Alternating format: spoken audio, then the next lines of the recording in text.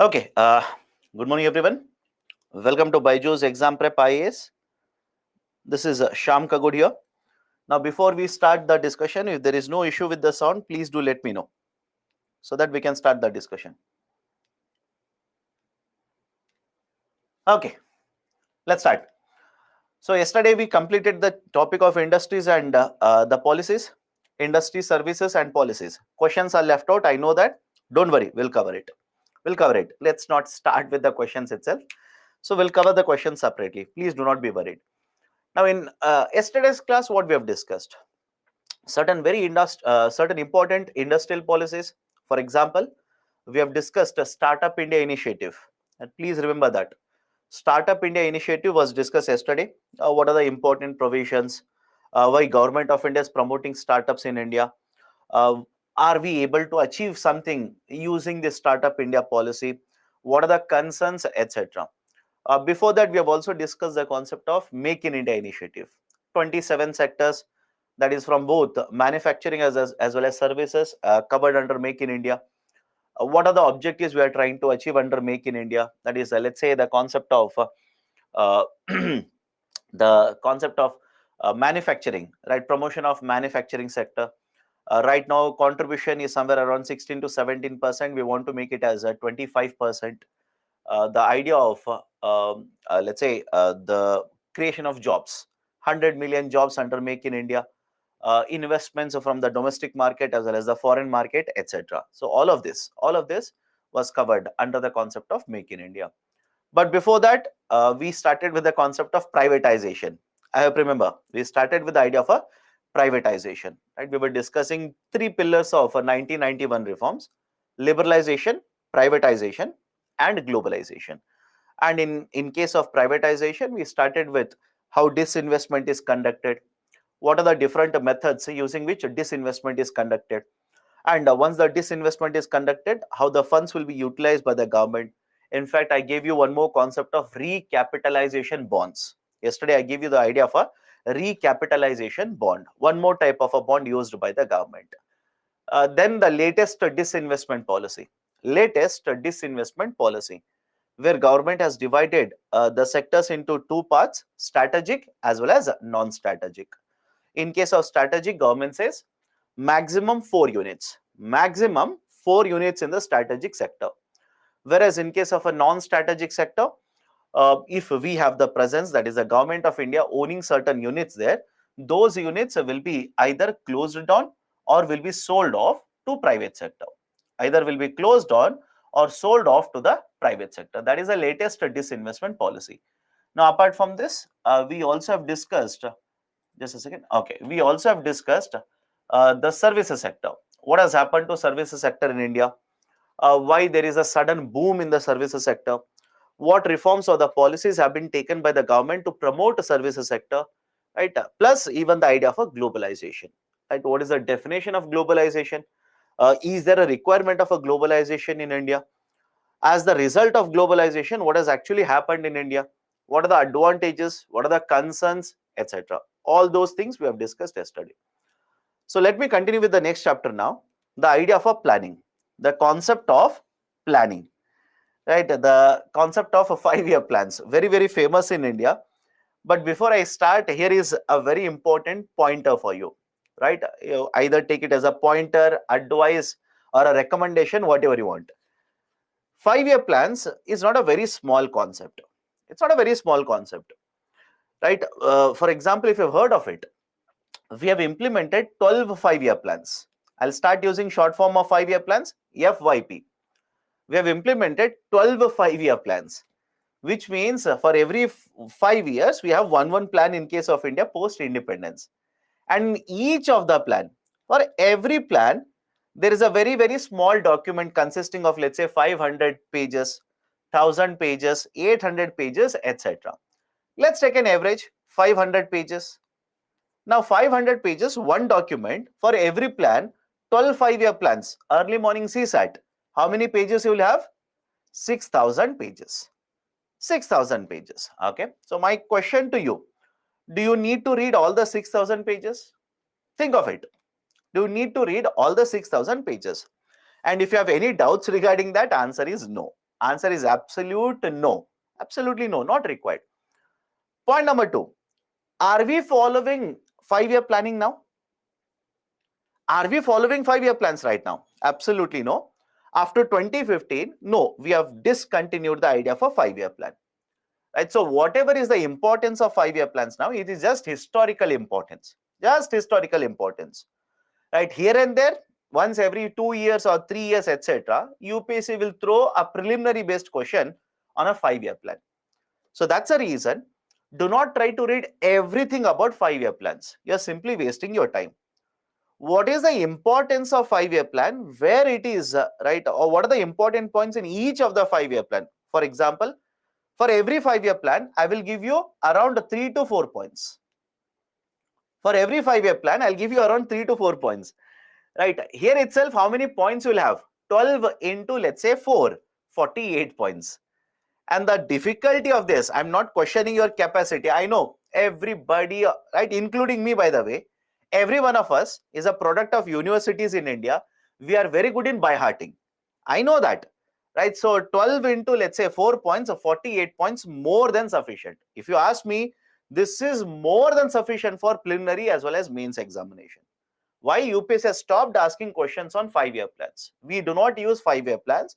We have, let's say, the concept of Niti Aayog now.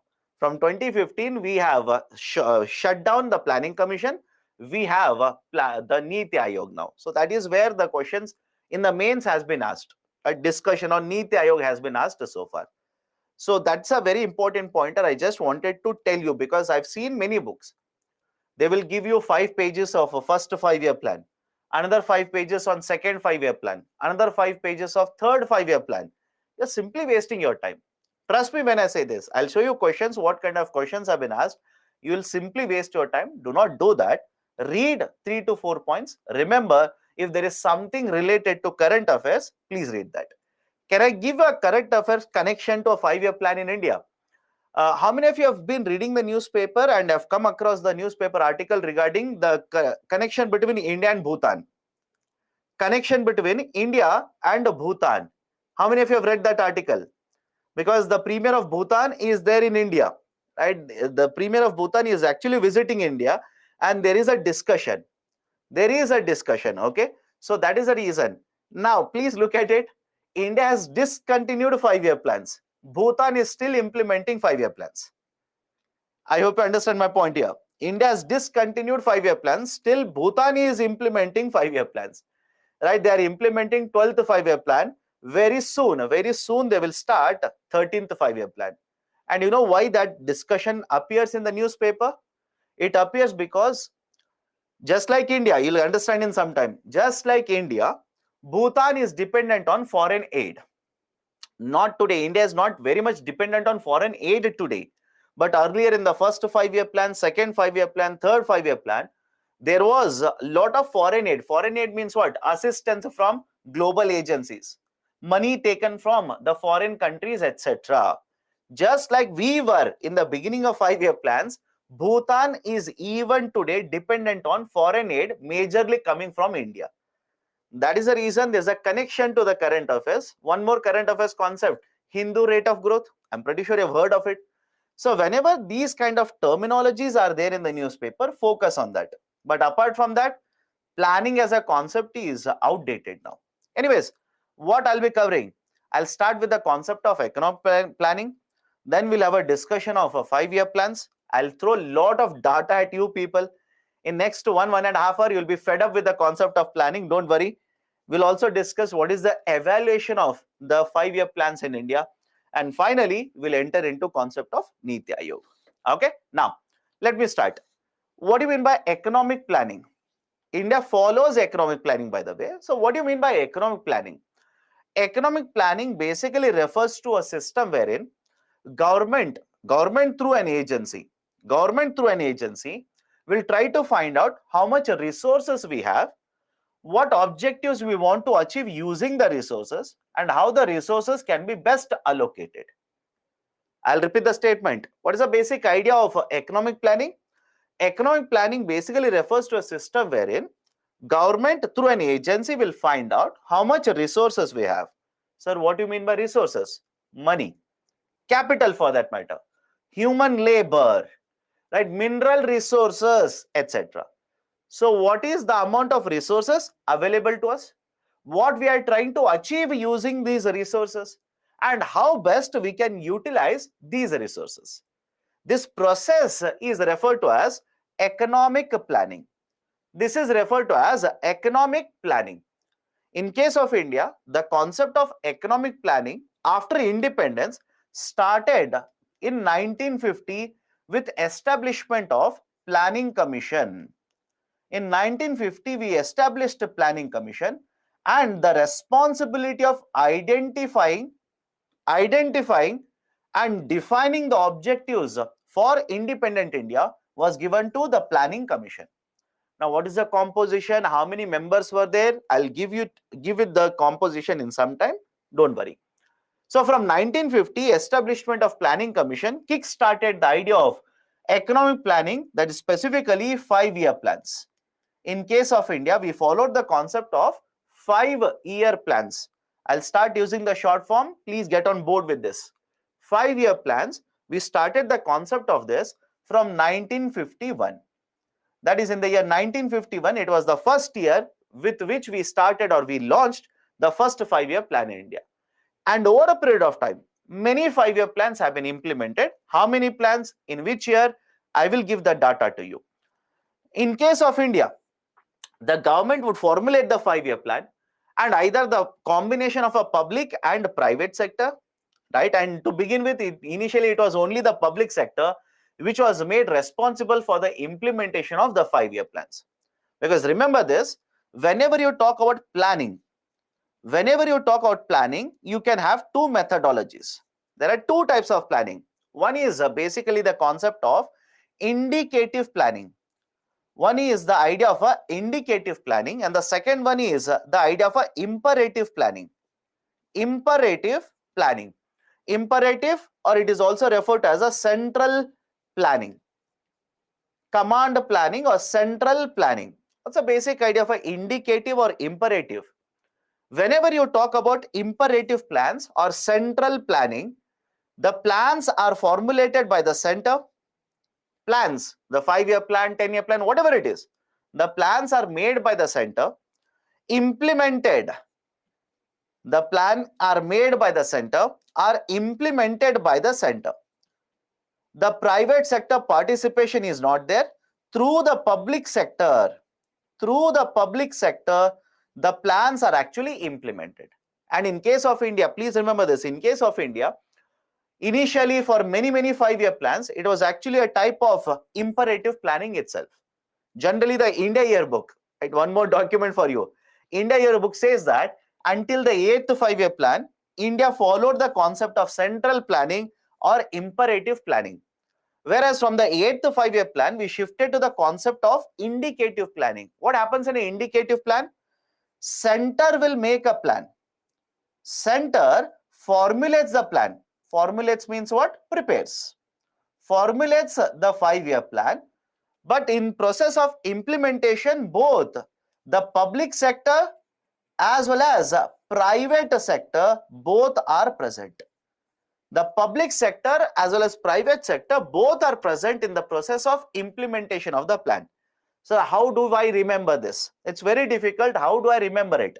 You tell me, after discussing the concept of industrial policies, don't you think it is similar to the same thing?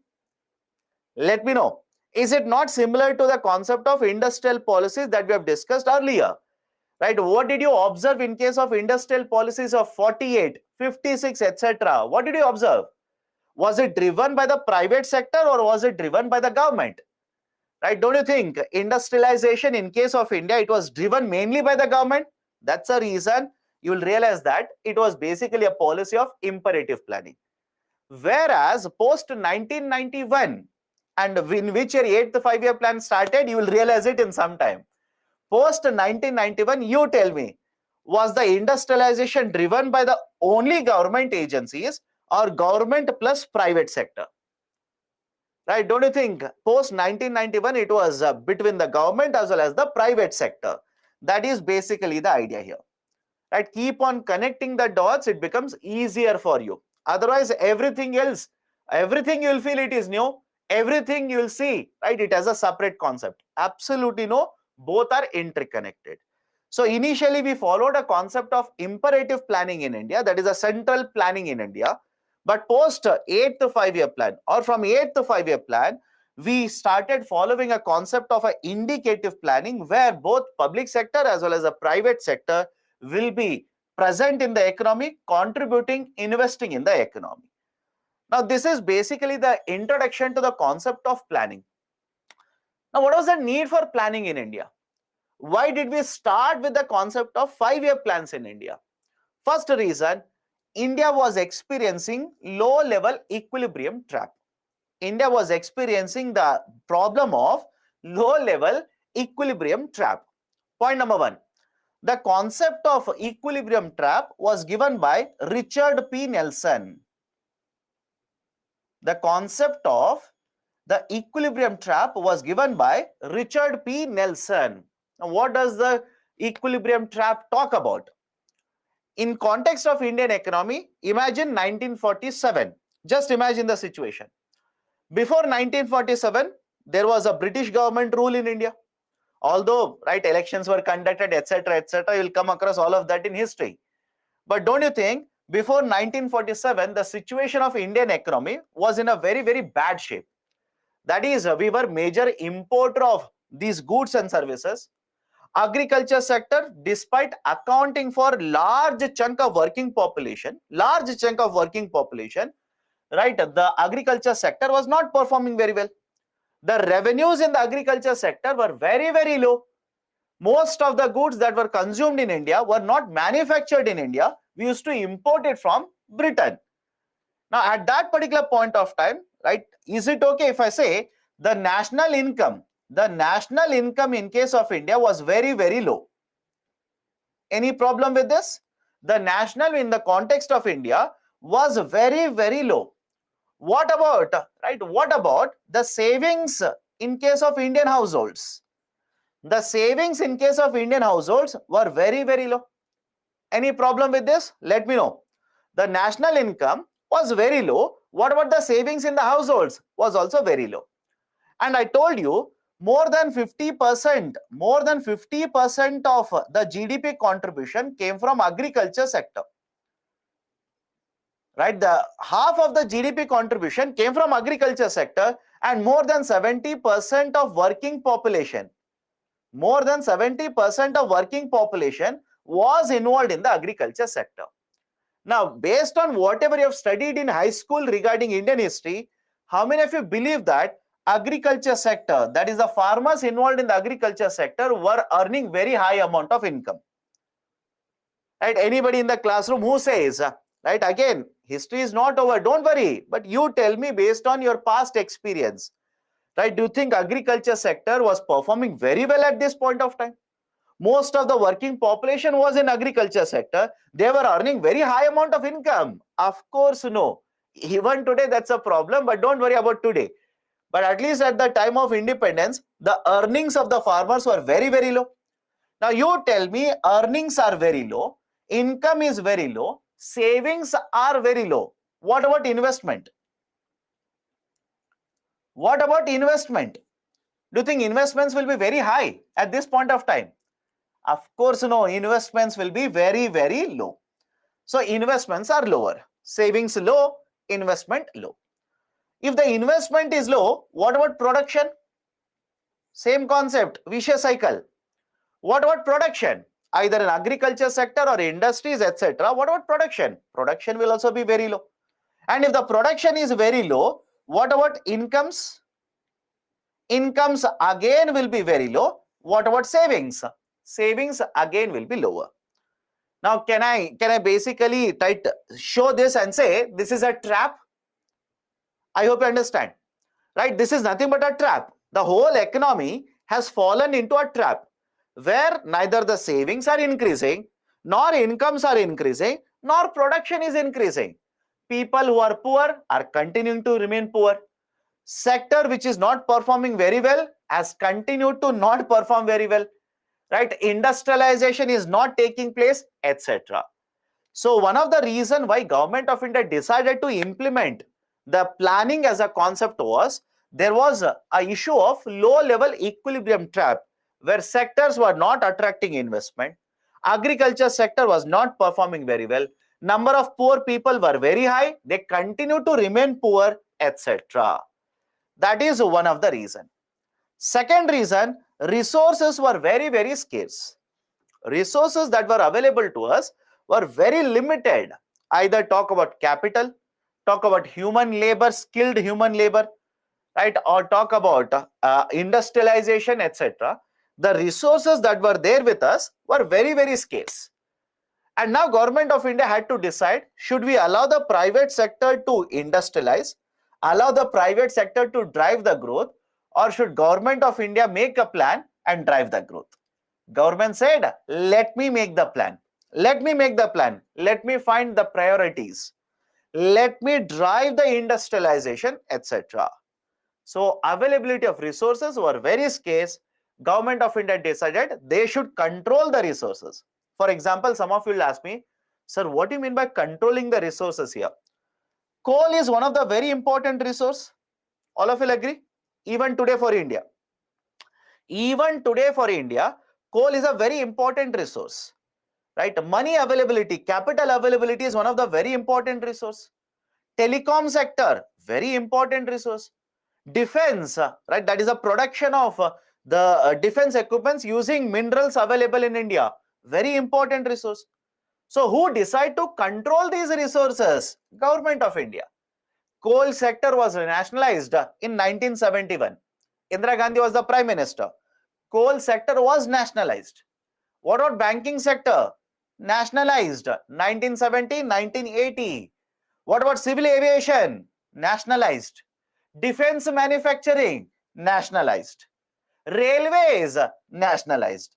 So what you will see is during the phase of planning, government decided resources are very limited to us. We should use it very efficiently. Hence, we went for the policy of nationalization. What about social justice? People who are very poor are very high in India. Were very high, are very high in India. So poverty numbers very high, right? Unemployment rate very high. Most of the population working in India stuck up in agriculture sector. So government decided, let me adopt a planning to provide for social justice. Let me reduce wealth inequality. Let me reduce income inequality.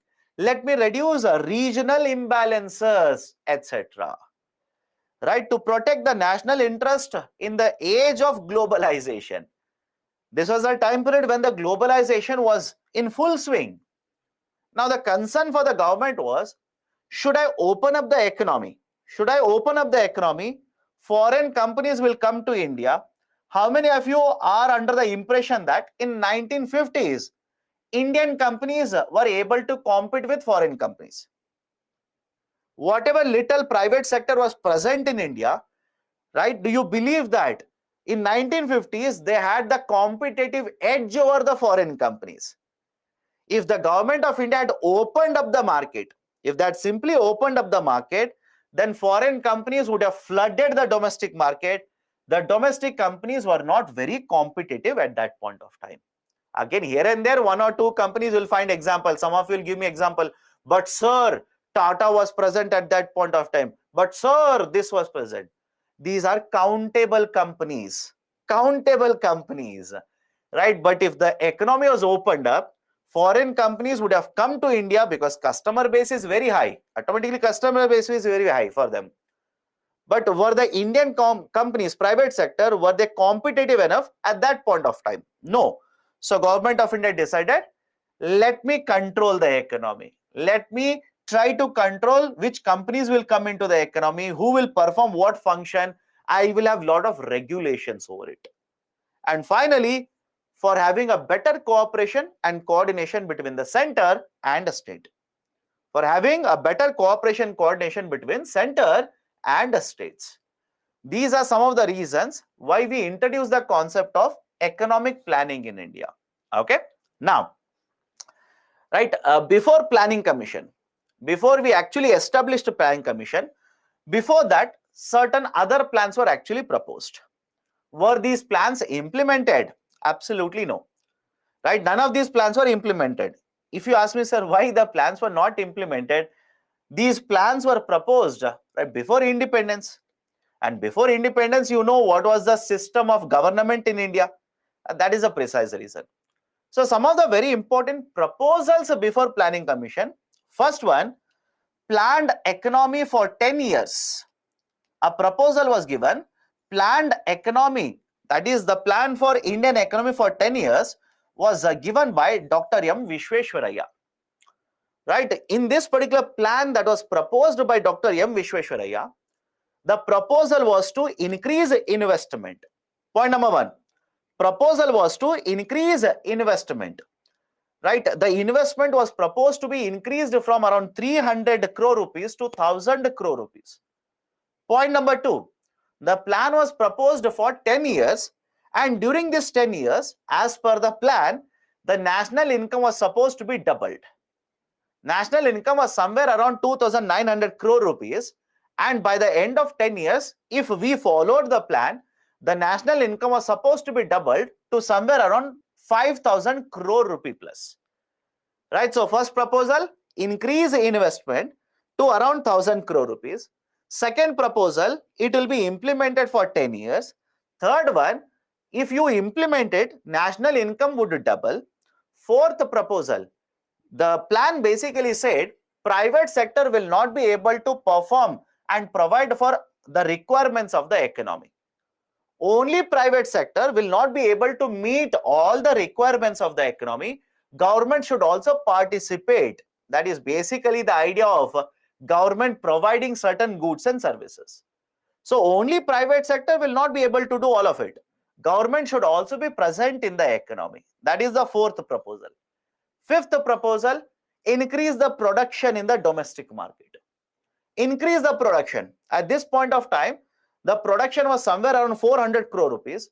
The production was proposed to be increased to around 2000 crore rupees. And for doing all of this, for increasing investment, for doubling the national income, for increasing the production, etc., etc., this 10-year plan proposed a planning commission. The 10-year plan proposed setting up of one authority, that is Planning Commission. As per this plan that was proposed by Dr. M. Vishweshwaraya, the Planning Commission would be having around 5 to 7 members, and it will be responsible. It will be responsible for the 10-year plan. Right? So these are some of the very important provisions of the 10-year plan, that is a planned economy for India. Not implemented. Don't worry, not implemented. Why? Look at the year. Automatically look at the year and tell me, was it supposed to be implemented pre-independence? Right? The government was different. Right? We had a British rule, etc. So not implemented in India. Second, National Planning Committee, NPC, National Planning Committee. Right? Again, it was set up in 1938. It has provided certain plans or certain recommendations. They were not implemented. Why? I'll tell you in some time. At this point of time, under Indian National Congress, INC, under Indian National Congress, the president of INC was Mr. Bose now. Right? Under the presidency of INC, or let's say Mr. Bose, they set up a planning committee within INC. They set up a planning committee within INC in the year 1938. And this planning committee was headed by Pandit Jawaharlal Nehru. Pandit Jawaharlal Nehru or Pandit Nehru. Now, this particular committee gave a lot of recommendations. Over a period of time, it provided a lot of recommendations. But these recommendations were not implemented, were not taken by the government at this point of time. The reason was very simple. When it was established, 1938, and you tell me what is the relevance of 1939? Please tell me. History is not over. I know that. Don't worry. But high school, please go back to high school. Open your treasury box and please look at the past and tell me the 1939 is known for what? Second World War. It is known for Second World War. And at this point of time, right? The discussion was more about, should we support the British government in the fight against the other countries? Should we participate in the Second World War in support of the Britishers? 1942, Quit India movement, etc., etc. So the focus was not on the planning, focus was on something else. But nevertheless, there was proposal from National Planning Committee. For example, one of the very important proposal that was given by the committee was that Government of India should not allow private sector to control all the industries in India. Government of India should not allow that to happen. What Government of India should do is, they should tightly control, they should start owning important industries. They should start owning important industries, should not allow the private sector to control these industries. Now, apart from this, there was also one more plan, Bombay Plan, which was proposed by group of industrialists, that is famously referred to as Bombay Plan. Right? Certain industrialists, that is businessmen, came together and they give this proposal, which is very famously referred to as a Bombay Plan. And what was proposed under the Bombay Plan? First one, it proposed that the plan should be implemented for 15 years. The plan should be implemented for 15 years. Unlike, let's say, the earlier plan, which was given by Dr. M. Vishweshwarya for 10 years. It said, no, let's implement for 15 years. And if all the proposals given in the Bombay Plan are followed, we'll be able to double the per capita income from $22 to $45. We'll be able to double the per capita income from $22 to $45 in a span of 15 years. But for achieving this, it proposed certain minimum living standards, nutritional requirement standards for whole of population. How much calorie should be consumed, how much nutrition should be consumed, etc., etc. Certain requirements were given by the plan. In order to achieve all of this, they also recommended promotion of infrastructure, development of infrastructure in the Indian economy. For example, they propose that we should double the road network in case of India. We should increase coastal shipping networks. We should also develop consumption goods industries, etc. So these were some of the proposals given by the Bombay Plan back in the year 1943. Done again, not implemented, because again the logic was we did not have the independence at that point of time. But apart from this, right, I've given you example of planned economy, Dr. M. Vishweshwaraya, National Planning Committee. I've also given the example of Bombay Plan. Were these the only proposals? Of course, no. Right? There was also one more plan called as the Gandhian Plan. There was one more plan proposed called as Gandhian Plan. Gandhian Plan. Right? The Gandhian Plan was proposed by Shriman Narayan Agarwal. S.N. Agarwal. Shriman Narayan Agarwal. There was also People's Plan. People's Plan was proposed by Mr. M.N. Roy. There was a Sarvodaya Plan, right, by J.P. So there were different plans, but these were not implemented. These are just proposals which were given by different participants, or let's say stakeholders in the economy. Now, finally, in 1950, we established a planning commission. After independence, in 1950, we established a planning commission. Right? Just a second. I think I've given certain points here. Okay. Have a look at this. Planning commission was set up in 1950. Who was the head of the planning commission? Who was the chairperson, chairman of the planning commission?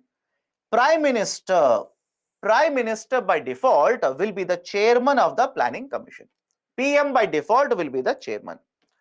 Apart from the Prime Minister, there will also be a deputy chairman. There will be a finance minister representing the center in the planning commission. Various other ministers would be appointed into the planning commission, and several experts from different sectors will also be present in the planning commission, appointed by the government. But please have a look at the composition of planning commission. Please have a look at the composition of the planning commission. Let me know, can you see any representation of the states in the planning commission? I hope you understand my statement here. Please observe the composition of planning commission and let me know, can you see any representation of the states in the planning commission? No. right? There was no representation of the states in the planning commission. There was no representation of the states. That was the biggest criticism. This was the biggest criticism against the planning commission in India. Why? Center will make a 5-year plan. That is, through planning commission, they will make 5-year plan. Who is supposed to implement it? Let me know. Who is supposed to implement it? Who are the major players in the implementation of the 5-year plan? State governments. State governments will play a very dominant role in implementation of 5-year plans. But are they present in the making of the plan? Right? Were they present in the process where plans are made? Absolutely no. Center made the plan, gave it to the states, states implemented the plan.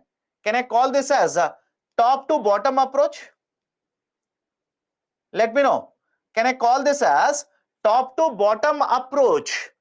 Right? Center simply made a plan for whole of India, gave it to states. States will be implementing it. And in the process of making the plan, in the body where the plans were made, state representation was not there.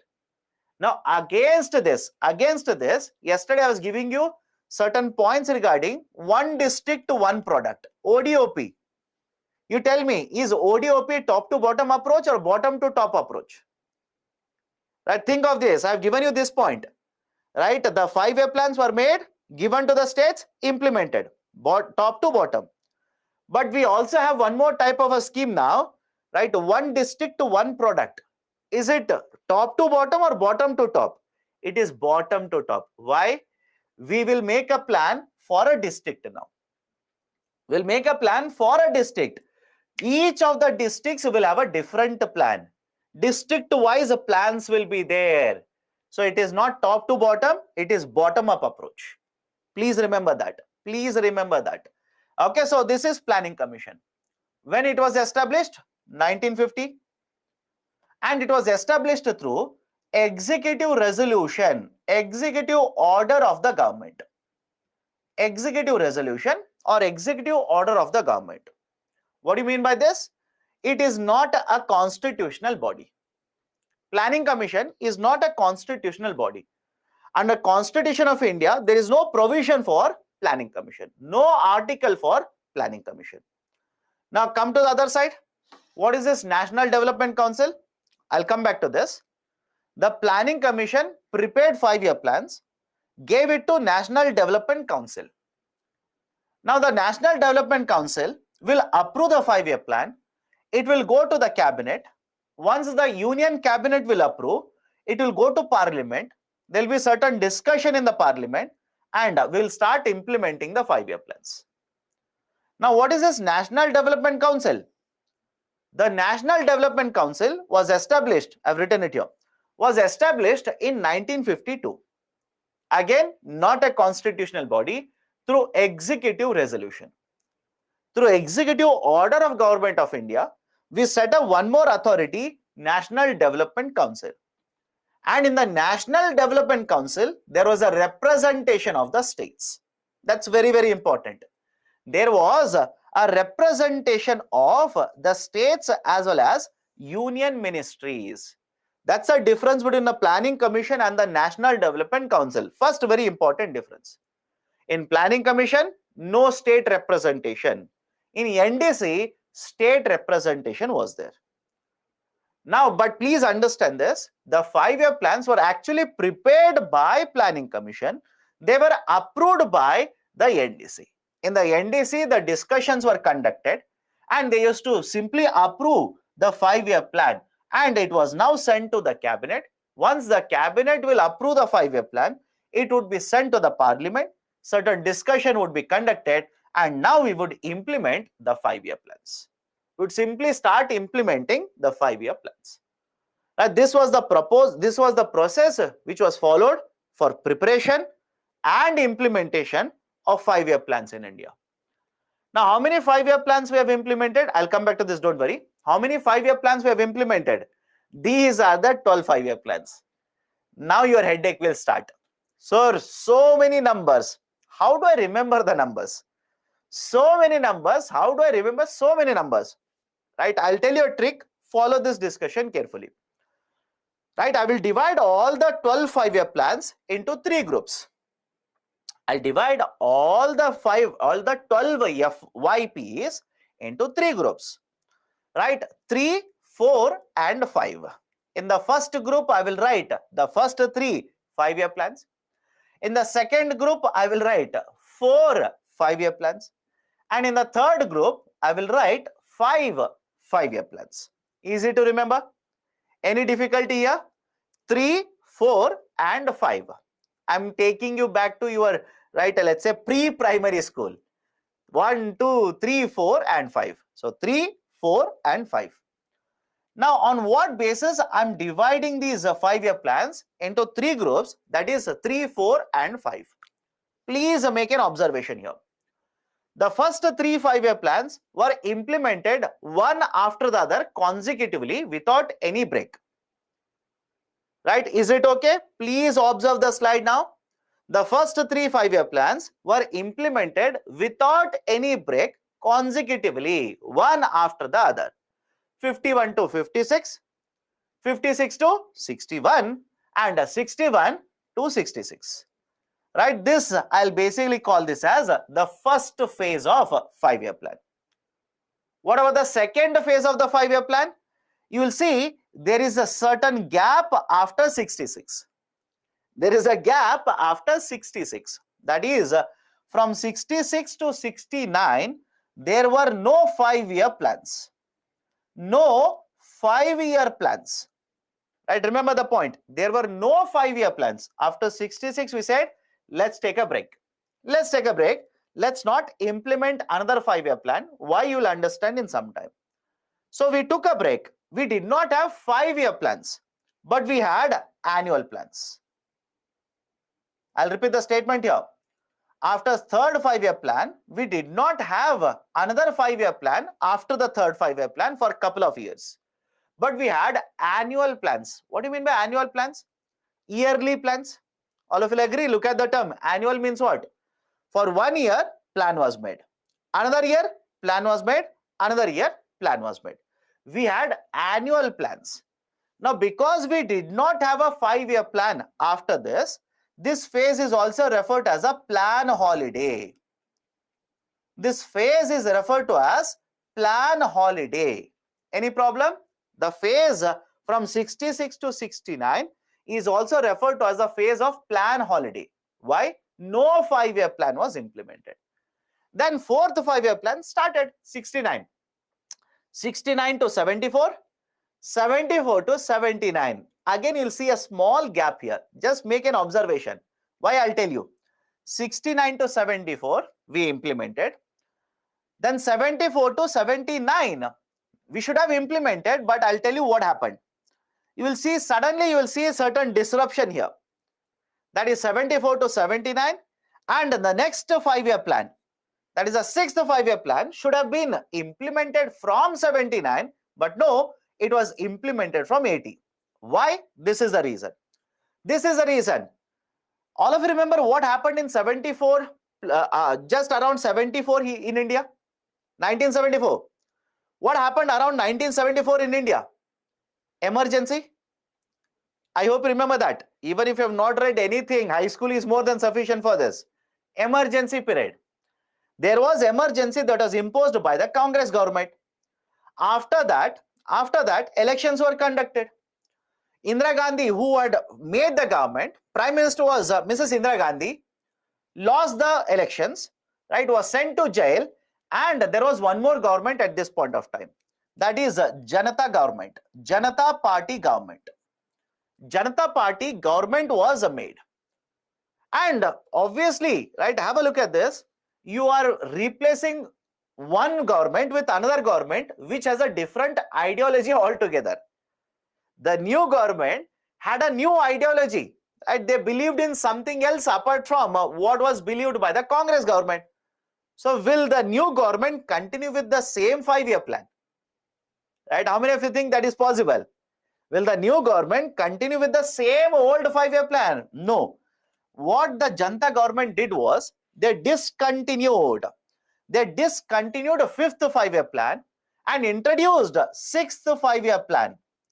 introduced the sixth five-year plan from 1978 to 1983. And the speciality about this new plan that was implemented or was introduced by the Janata government was, this was referred to as a rolling plan. Remember this. This was referred to, right, a rolling plan. Right? What do you mean by rolling plan? Rolling plan is also referred to as continuous planning. This was referred to as a continuous planning. Right? Why, sir? What is the reason of continuous planning? Let me give a very simple example. You will make a study plan for economy. Just a hypothetical example, you will make a study plan for 1 month for economy. And whatever happens, you will not change the plan. You will simply keep on following the plan. Simply keep on following the plan. Right? For example, in the first week, you wanted to cover banking sector. You will continue reading the banking sector. After 1 week is over, you will shift to the next chapter. Whether you have completed, whether you have not completed, doesn't matter. Your plan says second week you will have to start a concept of FDI. You will start reading it. Right? So argument was simple. 5-year plans were made and 5-year plans were implemented. Right? That was the normal process. But in case of continuous planning or rolling plan, the 5-year plan was actually divided into annual plans. I hope you understand. The 5-year plans were divided into annual plans. That is, let's say, plan for 1 year, 78, 79. Plan for another year, 79 and 80. Plan for third year, 80 and 81. I'm talking about financial years here. And what is the basic idea? Once you implement the first annual plan, based on the evaluation of that, you will make changes to second annual plan. I hope you understand. You will implement one annual plan that is a part of the 5-year plan, and after you implement the annual plan, suddenly you will evaluate what happened in the first annual plan, and based on this, you will make changes to the second annual plan. Now you will implement a second annual plan, and after the year is over, you will evaluate how the plan happened, what was the issue with relation to implementation, etc., etc. Based on that, you will make changes to the third annual plan. Now, is the logic okay? What you're doing here? You are continuously making the changes to the plan. I hope you understand. You are continuously making changes to the plans here. And because you are continuously changing the plans like this, this was referred to as a continuous planning methodology. Right? Another name for this is rolling plan. Another name for this is a rolling plan. Rolling plan means what? Continuously. It is moving like this. You have made a 5-year plan, but continuously you are chopping and changing these plans or the policies under the plans. Hence, this was called as a continuous planning and a rolling plan. Right? That was implemented. But again, Janata government lost elections. Right? A new government was formed. Right? Mrs. Indira Gandhi again became the Prime Minister. Now, do you think when the new Prime Minister will become, or a new person will become the Prime Minister now, will they continue with this, the old 5-year plan? Just like what the Janata government did was, right, what Janata government did, they discontinued 5-year plan and they basically implemented a new 5-year plan. When the new government was formed again, Congress government was formed, they did the same thing. They discontinued the 6th 5-year plan of the Janata government, and from 1980, they again implemented one more 6th 5-year plan. Right? I hope you understand.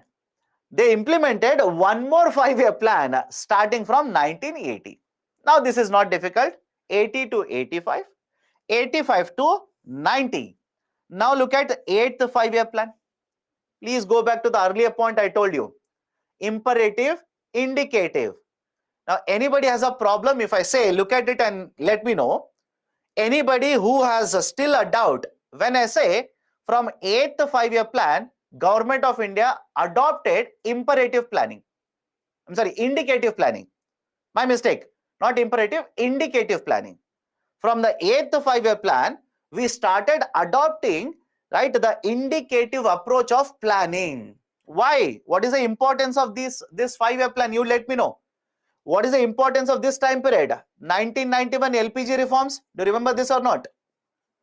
1991 LPG reforms. Right? Very, very important. Now connect the dots. 1991 we introduced the policy of LPG, and yet the 5-year plan was implemented from 1992. Don't you think automatically it means we have shifted to concept of indicative planning. Okay, so 8th 5-year plan, 9th 5-year plan, 10th, 11th and 12th continuously implemented. But please see here, right, in the second phase I have written 4 5-year plans. That is 4th, 5th, 6th and 7th. 7th, the last one, 85 to 90. But between the 7th and 8th, again there is a gap. Between the 7th and 8th, that is basically we are shifting into the third phase now. Again there is a gap. Why? What is the reason there is a gap? Do you remember what happened in 1991 or not? What was the situation of Indian economy in 1991? Right, we have discussed inflation rate very high, BOP crisis, right, import bill was very high, right, the expenditure of government of India, fiscal deficit was very high, etc. So at that point of time, again we implemented annual plans. We did not have 5-year plans, we implemented annual plans. That's the reason you will see there's a gap between the 7th 5-year plan and 8th 5-year plan, which is again nothing but plan holiday. Which is nothing but concept of again a plan holiday. Right? This is basically the idea. This is how you remember the 5-year plans. Right? Understand the story here. Automatically, if I ask you 5th 5-year plan, what was the duration? 4th 5-year plan, what was the duration? 8th 5-year plan, what was the duration? Automatically you will be able to find out. Right? It will take certain time period, but definitely yes, you will be able to become a master of remembering all these points if you know the background, if you know the history. Done. So these are certain important points about the evolution of 5-year plans. Evolution of 5-year plans in India.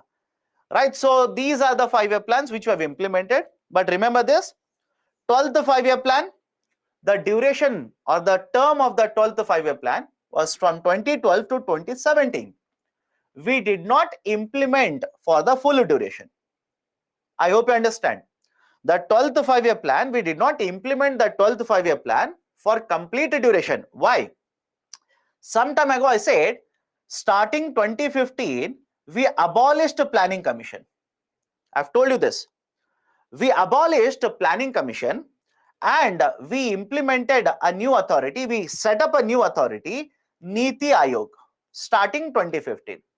You tell me, the planning commission which is responsible for the implementation of 5-year plans has been abolished.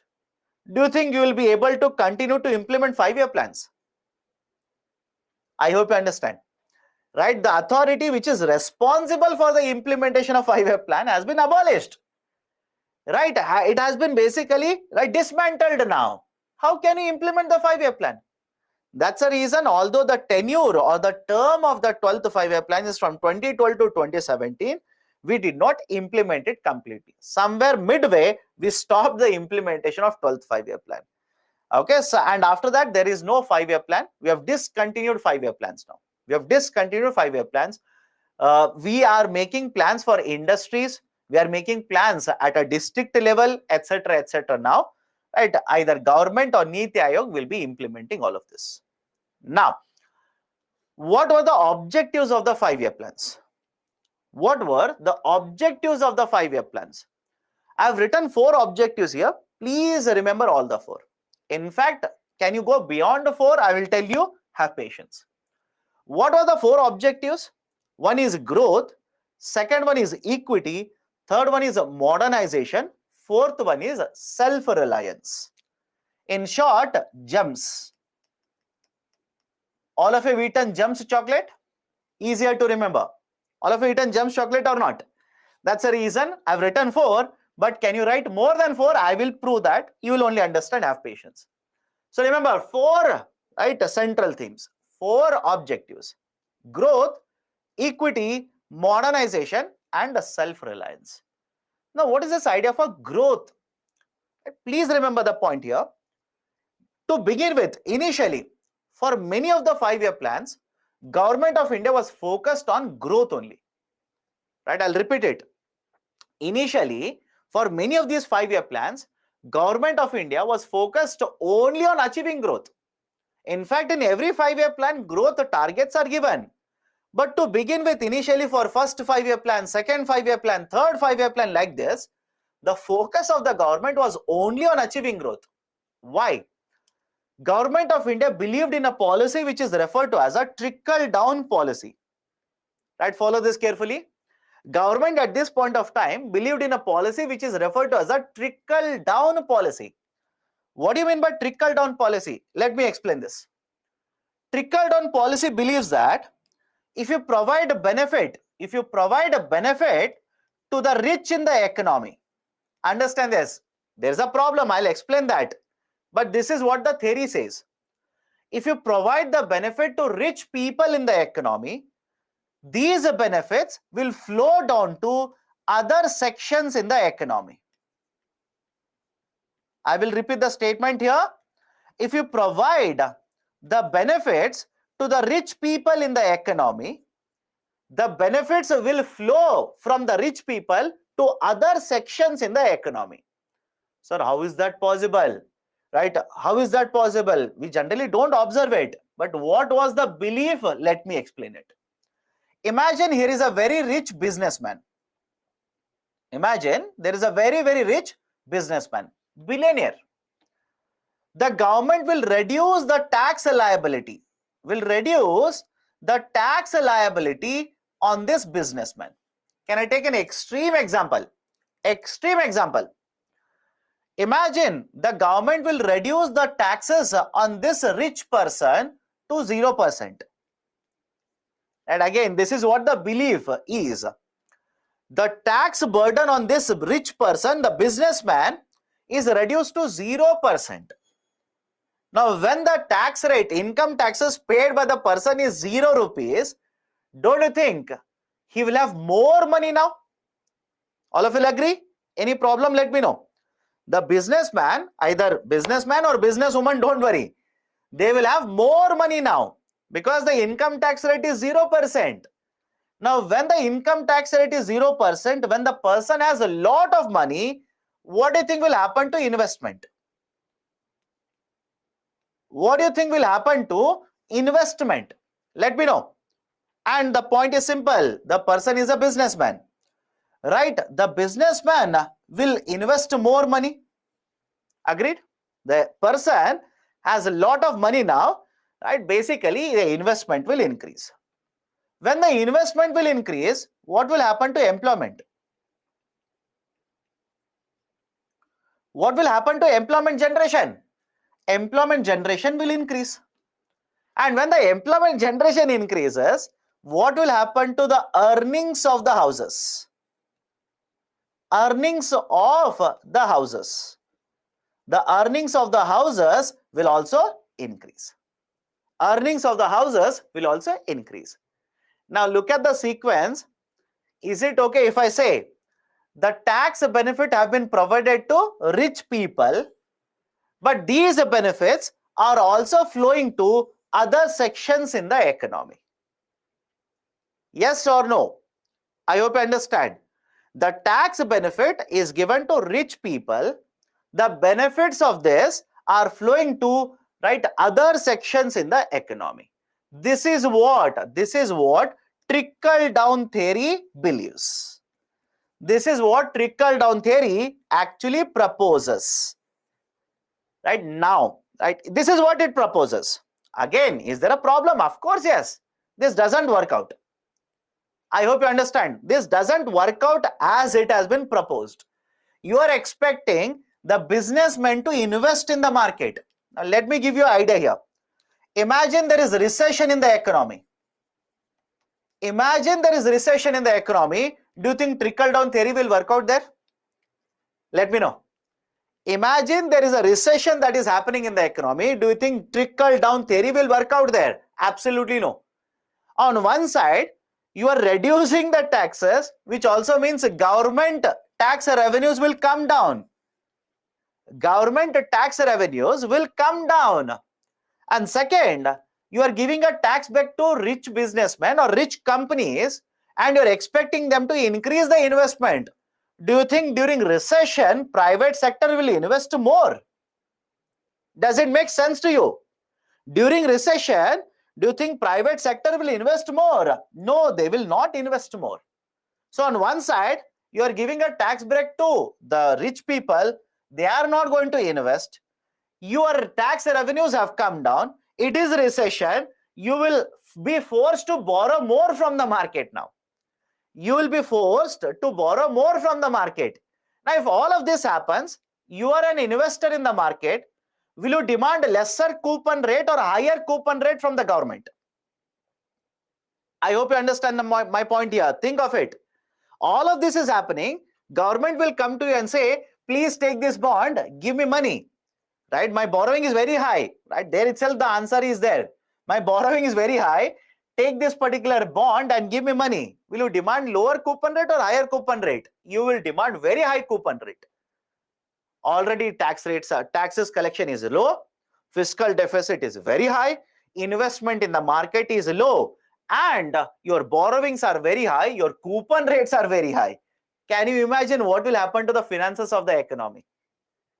Right? What will happen to the finances of the whole economy? Inflation rate will be fueled. Right? Inflation rate will fuel. Because government borrows more, can it lead to further? Understand my statement? Because the government borrowing is more, can it further lead to crowding out of the investments? Right? I hope you connect all these dots. I hope you connect all of these dots. Now, what is the final outcome of the outcome in the whole economy? Economy will not start performing well. The recession will become much worse. The slowdown can become a recession. Recession can become a depression. And that's the reason, right? Initially, we believed in the idea of a trickle down, but it doesn't work out in real time. Right? Can I give you a current affairs example?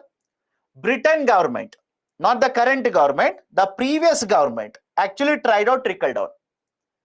I hope you understand. Right? The previous government, not Mr. Rishi Sunak, right? Although there is a problem with their government also. The previous government actually tried out the same idea, trickle down theory, and it backfired. Spectacularly, it backfired. Right? And thankfully, the government was changed, or the prime minister was actually changed. Right, sir? Who is the prime minister? Liz Truss. Liz Truss. What was proposed was similar to this only. Right? On rich people will reduce the tax burden, they will invest more, right? It will boost the economy, etc., etc. Ultimately, what ended up happening was the yield rate in the market shot through the roof. Right? The yield rate in the market actually shot through the roof. Why? Government revenues have fallen, government borrowings are very high. Market will not have very high confidence. Their confidence on the economy will fall. Okay, so this is basically the idea of trickle down. So what was the objective earlier?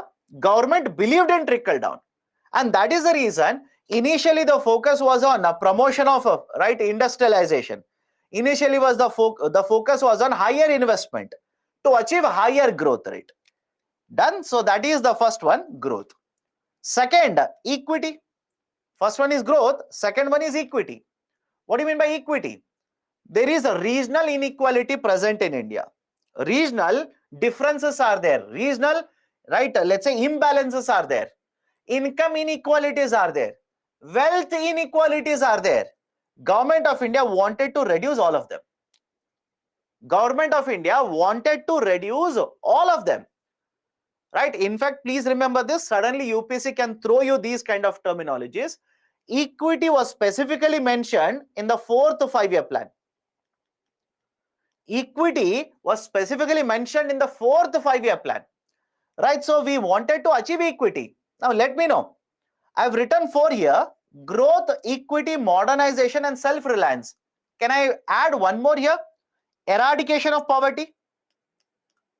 Let me know. Possible or not? I have not written it in the gems. But if you are achieving equity, are you not addressing issue of poverty? Anybody has a problem with this? Anybody has a problem, let me know. Right, so if UPSC will ask you, was poverty one of the objectives under the 5-year plans, the answer is yes. By the way, we wanted to address the issue of poverty as well. Right, next one is modernization. Growth, equity, modernization. Right, modernization specifically was mentioned in the 6th 5-year plan. It was mentioned in the 6th 5-year plan. What do you mean by modernization? Promote a better usage of technology. Introduce better technology. Start modernizing the sectors. Any example of this? Agriculture sector. Agriculture sector itself. In case of agriculture sector, before independence, there was no investment done in the agriculture sector. Right, in the agriculture sector, most of the working population was present, but the incomes were very low. Why? Technology usage was prohibited. British government did not allow the farmers to do that. Investment was very low. Even if the farmer wanted to adopt a technology, right, money was not there. That is the reason. So refer to the adoption of better or newer technology to increase production as well as productivity. And come to the last one, self-reliance. Atmanirbharata. Have you heard of this? Atmanirbharata. Right? So the idea of Atmanirbharata is not new for Indian economy. Even in the earlier 5-year plans, we have actually used, right, the concept of Atmanirbharata. Now, what was given in the self-reliance? Please remember the points here. India was dependent on import of capital machinery. Point number 1. India was dependent on import of capital machineries or import of raw materials. Heavily dependent. India was dependent on foreign aid. India was dependent on foreign aid. We used to borrow from other countries. We used to borrow from global agencies. Foreign aid. India was import dependent on food grains. India was dependent on the import of food grains. For example, we imported a lot of food grains from USA. From USA, we ended up importing a lot of food grains.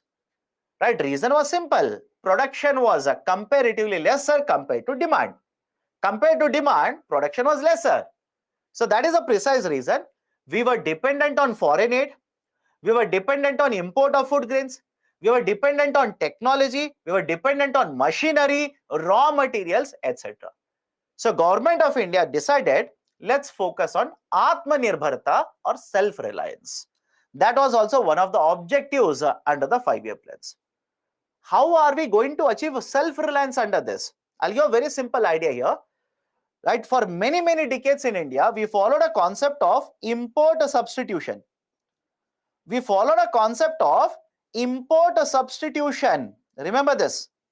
There was a policy called as import substitution that was promoted by the government.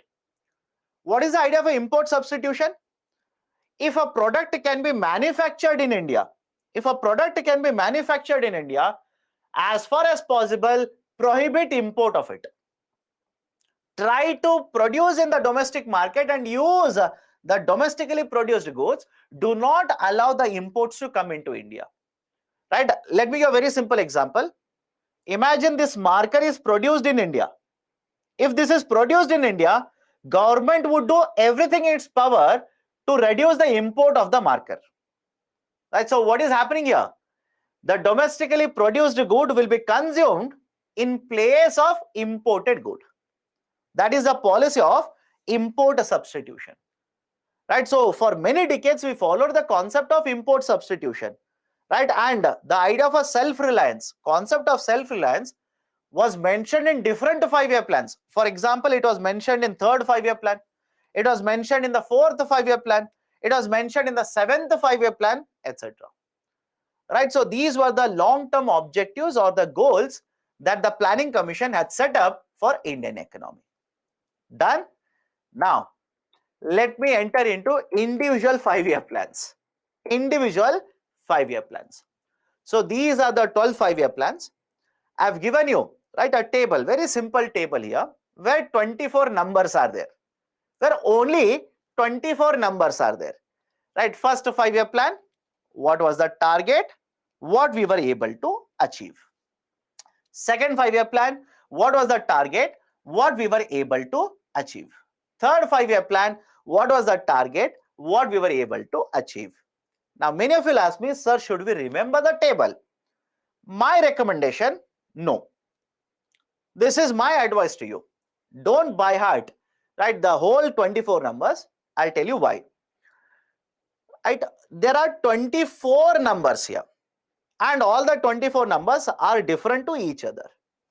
It's not just by hearting 24 numbers, it's by hearting sequentially the correct numbers.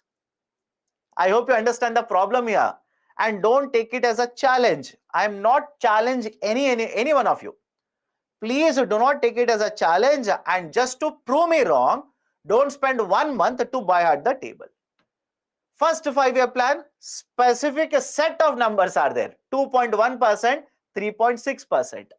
Second 5-year plan, 4.5%, 4.3%. You will have to keep on by hearting exactly the combination of the numbers. First, second, third, like this. Not easy, don't do that. But then what can be asked in UPSC? Please have a look at the table and let me know which is the first 5-year plan where we were able to achieve 6% GDP growth rate. Let me know. Observe the table and let me know which is the first ever 5-year plan. First ever 5-year plan where we were able to achieve 6% GDP growth rate. Right? All of you will agree? It is the 7th 5-year plan. It is the 7th 5-year plan, and 6 number, that is the 6% is a good number. It's a very good number. Right? So argument is these kind of questions can be asked. These kind of questions can be asked by UPSC. Please be very careful. Do not by heart all the numbers. Not required. Very difficult. Don't do that. Okay. Now, apart from this, my recommendation, remember the first 5-year plan also. Right? Remember the first 5-year plan. Why? It's a first one. Obviously, it's a first one. Right? Anything that is done for the first time, for example, a direct benefit transfer, or for that matter, 5-year plans, or for that matter, let's say Pradhan Mantri Jan Dhan Yojana, etc. The first 5-year plan always is relevant. Right? So 2.1% was the target. We were able to overachieve it, 3.6%. Right? So it was a very, very successful plan for India. Very successful plan for India. Okay, so first 5-year plan, important. 7th 5-year plan is important. 12th 5-year plan, we have discontinued in between. Right? Just remember that. Now, let me enter into individual 5-year plans. Right? And please, before I start, lot of data I'll give it to you. Listen to the lecture carefully. Focus on the lecture. Listen to the lecture. Let me start. First 5-year plan. The first 5-year plan was implemented from 51 to 56. 51 to 56. Point number 2. At this point of time, we were dependent, right, regarding food grains. We were, right, suffering because of higher price levels in the domestic market. And that is the precise reason the focus of the first 5-year plan was agriculture sector. The focus of the first 5-year plan was agriculture sector. And I'll tell you the context also. I will tell you the context. All of you will agree? After independence, right, or even before independence, partition was done. I hope you understand. Partition happened between India and Pakistan. From one country, it was divided into 2 countries. Sir, why should I read partition here? How many of you know Pakistan also had or let's say has very important agriculture areas? Right? In the region which was given to Pakistan, important agriculture sector output was done from that area. And when the partition was done, do you think population was divided equally between Pakistan and India? Right? Anybody who says that? Population was equally divided? No. Very important agriculture region, right, surrounding Punjab went into Pakistan. There's a Punjab again in Pakistan as well. And on the other hand, disproportionate population, highest population was right in Indian economy, or was in Indian region. So supply of agriculture sector was cut off. Supply of agriculture sector output was cut off. Second, in the Pakistan region, certain important raw materials were also available, which was supplied to rest of India. Example, cotton. So have a look at this. Highest population into India. Raw material supply cut off. Agriculture sector, some of the important areas went into Pakistan. So what should be your natural inference here? What should be the focus area of first 5-year plan? Focus was agriculture sector. Done. So the focus in the first 5-year plan was agriculture sector. And we were able to achieve very good agriculture output. Because the focus was on agriculture sector, we were able to achieve good output. Prices were controlled.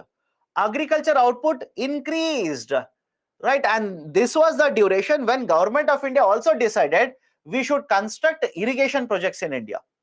We should construct irrigation projects. Why agriculture sector again?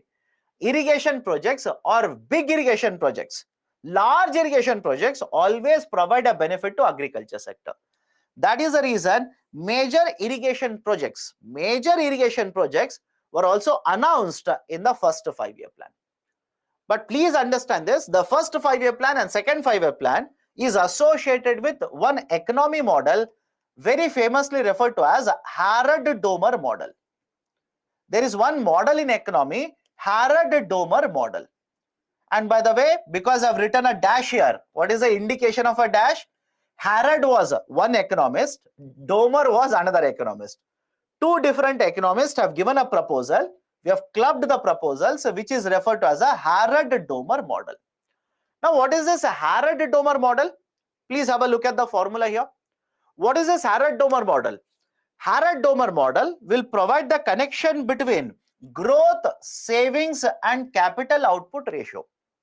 Harrod-Domer model will provide the connection between growth, savings, and capital output ratio. That is, as per this model, if you want to achieve a higher growth rate, savings rate should increase, capital output ratio should decrease.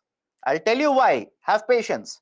As per this theory, if the country wants to achieve a higher growth rate, savings in the economy should increase, capital output ratio should decrease. Now, anybody has a problem with this first point? If the savings in the economy increases, we will be able to achieve a higher growth rate. Any problem? Anybody on the 21st class or in the 21st class in the economy says, sir, how higher savings will contribute to higher growth in the economy? Right? Earlier also, some time ago, I've discussed savings rate were very low, investment was low. As a result of this, right, production was very low. So higher savings always will lead to higher or will always contribute to higher growth rate. But what is the second idea? What is the second concept here? Capital output ratio. Right? What is the idea of a capital output ratio and why we should reduce it? Follow the explanation here. Capital output ratio simply refers to how many units of the capital you must spend to get 1 unit of output. I'll repeat it. Capital output ratio simply refers to how many units of the capital you must be spending to get 1 unit of output. Meaning what? Imagine you are a manufacturer. You want to manufacture this marker. You are spending 6 rupees to get 1 unit of output. You are spending 6 rupees to get 1 unit of output. Can I call this 6 as capital output ratio? Let me know. Can I call this 6 as capital output ratio? Any problem? Question number 2. Question number 2 here. What would you prefer? A higher capital output ratio or a lower capital output ratio? Think of this. Think of this. It's a very simple idea, by the way. Right? What would you prefer? A higher capital output ratio or a lower capital output ratio? Don't you think lower capital output ratio basically means production is higher in the economy? Right? Thankfully, none of you said higher. Thanks a lot. None of you said higher. All of you have, whatever answers you have given, you have said lower. Thanks a lot for that. What is the meaning of that? Imagine you are spending 100 rupee. the total capital you have is 100 rupee. Example 1, capital output ratio is 5. Example 2, capital output ratio is let's say 10. Don't you think in the first example, with the same amount of capital, you'll be able to produce more? Let me know. Right? In case of the first example, with the same amount of capital, you'll be able to produce more. Now look at the formula. Please look at the formula. If you want to achieve a higher growth rate, increase savings and reduce the capital output ratio. Don't you think it perfectly holds correct? It's perfect. That is, if the capital output ratio for India goes down, your growth will increase. If your savings increases, your growth will also automatically start increasing. This is the application of Harrod-Domer model. Harrod-Domer model. Right? G is equal to, I'll write in a short now, G is equal to S upon R.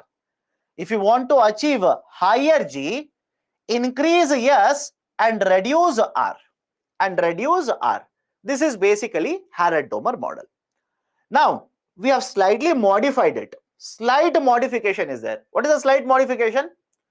Rather than simply writing capital output ratio, in the denominator, we'll write incremental capital output ratio.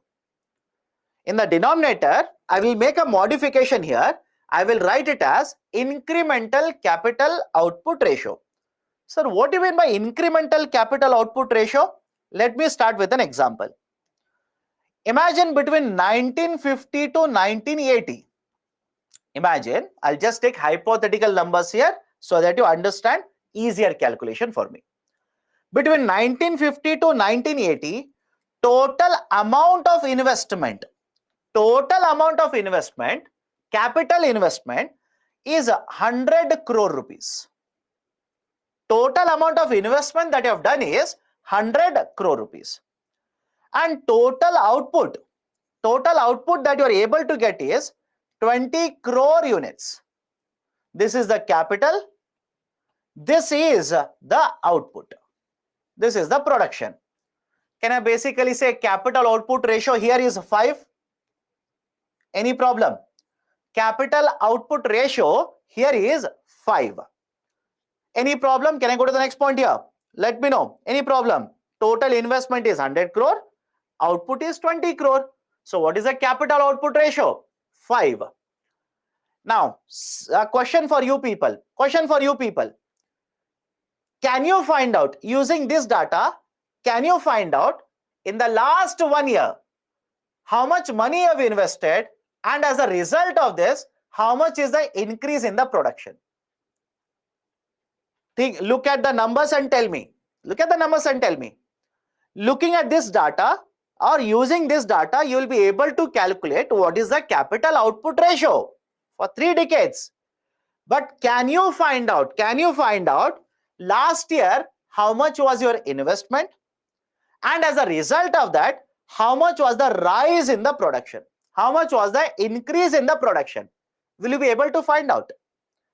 One student says yes. Right? I don't want to take the name, but you already know who has said yes. Let me know how. The one who is saying yes, please tell me how. How is that possible? Do you know how much was invested in the last year? Do you know how much was the capital invested last year? No. Do you know what was the rise in the production in last year? Again, no. How can you calculate for last 1 year? So what is the problem here? Whenever you talk about capital output ratio, you will not be able to find out what is the effectiveness of the capital invested in the last specific duration. In the last 1 year, no idea. In the last 5-year plan, no idea. Why? You have taken total investment, total output. How can you find out effectiveness of your capital in the previous time period? But let me ask you a third question now. Don't you want to find out, or is it not correct if I say that over a period of time, capital output ratio should reduce? Think of this and answer. Over a period of time, capital output ratio should reduce. That is, what was your capital output ratio in 1950? It should not be higher in 1980. It should not be higher. It should be lower in 1980. Why? You will have better skilled labor. Is it not? Between 1950 to 1980, what do you expect? You still expect in 1980 cost of technology to be very high? You still expect old technology will be used in the companies? You still expect unskilled labor to be used? Of course, no. Don't you think 1950 to 1980, you will have better technology now? Productivity would be much, much higher. You'll be able to get access to better labor now. So what should happen to capital output ratio in 1950 and 1980? Is it okay if I say capital output ratio should keep on reducing? Right? What was the COR in 1950? It should be reduced by 1980. It should be reduced by 2020. It should be lower by 2024. That represents efficiency. That represents a movement towards efficiency. Whatever capital you are investing, it is very efficient. Capital efficiency. Done? It should represent capital efficiency. Now that is the precise reason. What we do is, rather than using only the capital output ratio, I will use one more term here, incremental capital output ratio. What do you mean by incremental capital output ratio? It basically measures with the change in the capital. Let's say last 1 year, how much more capital has been invested? I repeat, in the last 1 year, how much capital has been invested? And because of this capital investment, how much is the increase in the production? I'll repeat it again. Understand the logic here. In the last 1 year, in the last 5 years, etc., how much capital I've invested, and as a result of this, how much is the rise in the production? That is basically called as incremental capital output ratio, or in short, ICAR. Now tell me, should ICAR be higher or lower? What do you expect? Should ICAR be higher or lower? What would you want, right? What is representing efficiency? ICAR should be ICAR should be lower. Some of you are saying higher. Why? Some of you are saying higher. Don't do that. Right? It's a basic idea. Just like capital output ratio. Let's say last 1 year, you have invested 10 crore rupees. You want this capital to be efficient or inefficient? Efficient. But how do you find out whether this is efficient or not? Incremental capital output ratio, if it is lower, meaning what? Rather than spending, let's say 7 rupees to produce 1 unit, you are spending 5 rupees to produce the same unit. Does it not represent lower ICAR? Let me know in the last 1 year only, right? Whatever money you have spent, right? The capital output ratio has actually reduced from 7 rupees to 5 rupees. Does it not represent capital efficiency? Yes, it represents capital efficiency. And because it is efficient, lower ICAR is always preferred. Lowering of ICAR is actually preferred. It is good for the economy. But what has been happening in the context of India? Because of unavailability of raw material, because of a higher cost of, let's say, the labor, etc., the incremental capital output ratio in case of India has been increasing. It has been increasing. In 2016 and 17, it was 3.8. Meaning, in 16 and 17, you were spending 3.8 rupees to produce 1 unit. 1 unit. In 2018 and 19, for production of 1 unit, you are spending 4.9 rupees. In 2019 and 20, you are spending 6.9 rupees to produce 1 unit. Right? That is basically the rising ICAR, which represents a lowering of capital efficiency in the market. Right? So this is basically the idea of a Harrod-Domer model, Remember the logic. G is equal to S upon R. R should be reducing, S should be increasing. Now, first 5-year plan, remember this. The first 5-year plan and the second 5-year plan, we followed Harrod-Domer model. We adopted the Harrod-Domer model in the first as well as second 5-year plan. Done. Now, first 5-year plan, was it successful? I hope remember the data. First 5-year plan, was it successful? Yes. The target was 2.1%. We were able to achieve 3.6%. Very, very successful. Now, let's shift to second 5-year plan. Second 5-year plan is known for Mahalanobis strategy, or else it is also famously referred to as heavy industrialization policy. Heavy industrialization policy. Heavy industrialization policy. Mahalanobis strategy or heavy industrialization policy. Now, what is this idea of a Mahalanobis strategy or heavy industrialization? By the way, Mahalanobis basically is name of a person. There was a statistician in India by the name of P.C. Mahalanobis. P.C. Mahalanobis, very well-known statistician. Right? In fact, Indian Statistical Institute. Have you heard of this? ISI. Again, don't go to the other side of the border when I say ISI. Indian Statistical Institute. Indian Statistical Institute. He was the brain behind ISI. Again, remain in India. P.C. Mahalanobis was the brain behind Indian Statistical Institute. Right? So, very well-known statistician in India. The second 5-year plan was actually proposed, right? He was the main architect of the second 5-year plan, hence called as heavy industrialization. And what did we do in the heavy industrialization policy? The argument was very simple. Rather than focusing on the agriculture sector, and understand the context here, because the first 5-year plan was very successful, right? We felt, okay, no need to focus on agriculture now, we'll focus on industries. And that is the reason why industrial policy of 1956 is also very important. Do you remember what happened in IP 1956? Yesterday's discussion. Do you remember? Sorry, day for yesterday's discussion. IP 1956. What was the major change in the IP 1956? Most of the industries now were brought under the control of Government of India. Right? Were brought under the control of Government of India. Right? Now look at this. Heavy industrialization policy. So the argument was simple. We want to achieve a higher growth rate. How can we achieve higher growth rate? Reduce capital output ratio. Reduce the COR, capital output ratio. And how we will be able to reduce capital output ratio? Set up more and more industries. Keep on establishing more and more industries.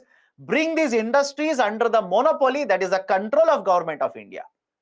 Simply bring them under the control of Government of India, increase the investment, create jobs, right? Demand will be there, supply will also be there. I hope you understand. Demand will be there, supply will also be there. Now, can I use the same statement in case of Harrod-Domer model? Can I say Harrod-Domer model? Look at the formula and tell me now. Can I say Harrod-Domer model talks about both supply forces and demand forces in the market? I'll repeat it. Harrod-Domer model, look at the formula and tell me, talks about both the supply as well as the demand forces in the market. Is it not talking about both of them, supply and demand? Yes. Right? Some of you are saying, no, my dear, please make an observation. It is talking about both supply and demand. Capital output ratio. You tell me, capital output ratio, right? Don't you think it is talking about supply? It is talking about supply. And when the savings are higher, what does it indicate? When the savings are higher, what does it indicate? Basically, incomes are higher. This is talking about demand.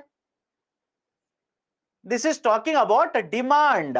So it is talking about the demand as well as supply. Please be very careful. These are very tricky statements. Very, very tricky statements. But once you make an observation and understand it, even if UPSC will ask you after, right, let's say 2 years, you will be able to answer it. And I hope nobody will wait for 2 years. Next year itself, or your first attempt, you will get through UPSC. Right? Otherwise, generally the students have 5-year plans in UPSC. The idea of 5-year plans. So first year I'll make notes.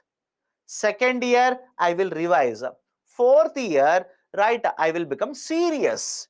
And fifth year I will crack UPSC. Right, be very careful.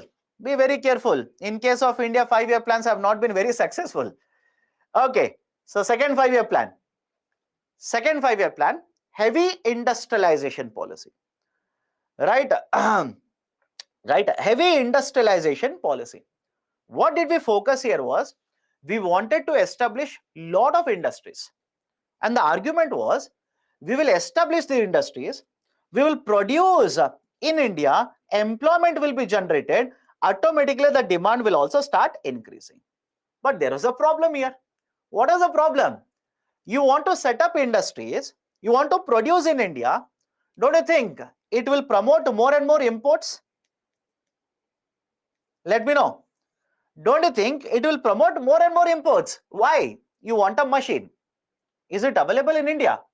And you're talking about 1956. You're talking about 1956. You want a machine to produce, right, something, you will import it. And at this point of time, please remember this, the savings rate in case of India was very, very low. Savings rate in case of India was very low. If the savings rate is already very low, from where will you get the investments then? From where will you get the investment? That's the reason we dependent on foreign aid. We were heavily dependent on foreign aid. This policy in fact led to more and more borrowings from the external market. The whole idea was, we'll produce more in the domestic market, supply more in the domestic market, employment will be generated, import dependence will come down, we'll be able to promote growth in the Indian economy. But what it actually led to was exactly opposite. Exactly opposite. Investments are very low, savings are very low, you started borrowing more money. So foreign aid, foreign dependency increased. You want to produce more goods, you will require capital goods for that. So what happened to imports? Imports also started increasing. Right? That is the biggest problem related to Mahalanobis plan. That's the biggest issue related to Mahalanobis plan. So second 5-year plan, 56 to 61, right? It was basically focused on two types of industries. One is consumer goods. One is the production of consumer goods. Second one is heavy industries. Now all of you will understand consumer goods. Anybody has a problem with the term consumer goods? For example, the laptop that you're using right now, or the tablet or the mobile that you're using right now, with AC running, with AC, right, or a TV running, radio running, etc., all of those are capital goods. Somebody would be drinking tea, that's a capital good. Some of you will say, sir, biscuit, capital good. I'm sorry, consumer good, not capital good, consumer good. So consumer goods was promoted. What about heavy industrialization or heavy industries? Please remember this. Heavy industries refers to those industries where investments are very, very high. Where investments, employment requirement, and in addition to this, the output is also very high. What do you mean by heavy industries? Investment requirement, employment requirement, output is higher, hence called as heavy industries. For example, steel industry. Let me know, in case of steel industries, how much money do you think companies are investing? Right? How much money do you think they are investing? Thousands of crores of rupees. All of you will agree? Right? Thousands of crores of rupees. Or else shipbuilding,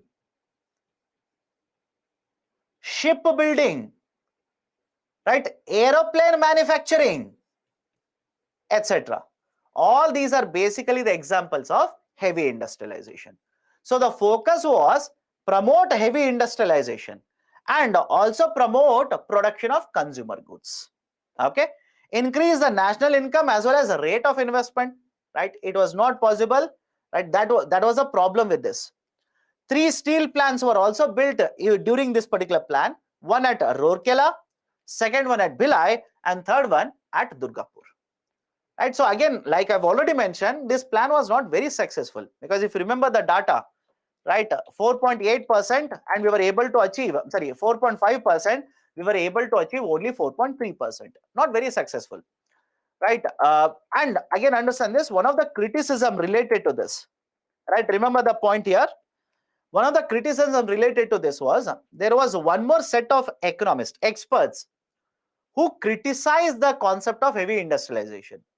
And as an opposition to heavy industrialization, they proposed one more theory, which is called as wage good theory, which is referred to as wage good model or wage good theory. And the two experts or two economists who are associated with wage good theory in case of India are, right, Professor Vakil and Brahmananda. Right, two experts who are associated with this are the Vakil, that is one person's name is Vakil and another person name is Brahmananda. Very, very well known in case of India, that is specifically planning. Don't search for these in the books, they don't have it, right? I've checked, most of the books do not have it, but understand the logic here.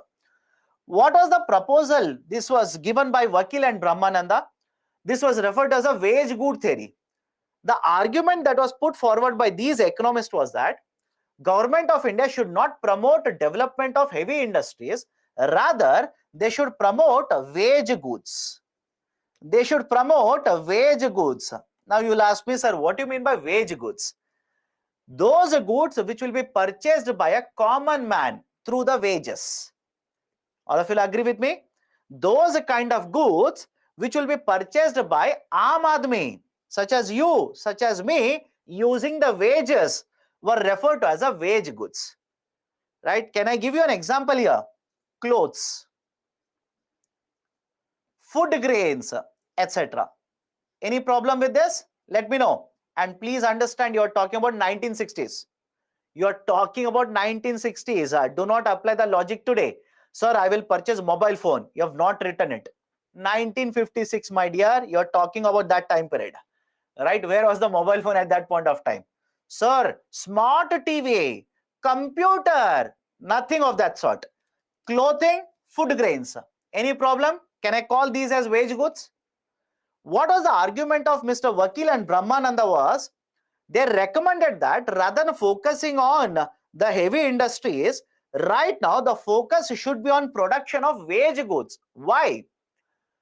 Can I say that people will consume wage goods, right? No matter what, people will continue to consume wage goods. And if the wage goods are produced in sufficient quantity, people will continue to consume, and this will improve the productivity of the workers. This will improve the productivity of the workers.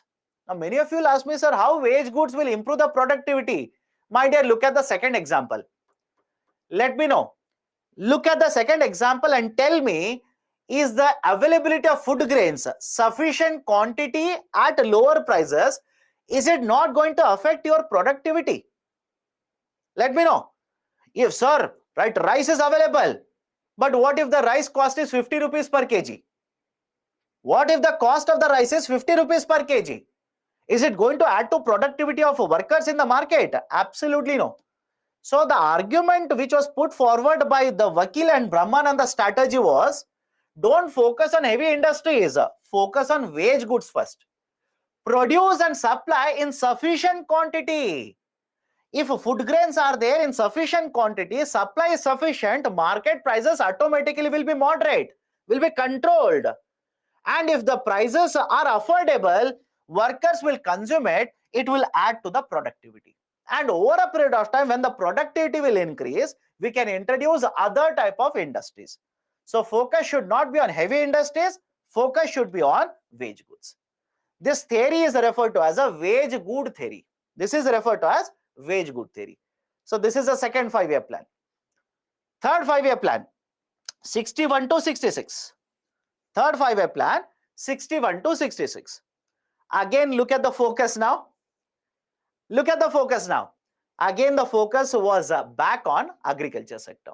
Government started promoting agriculture sector. But again, even the third 5-year plan, there was a problem with this. What was the problem?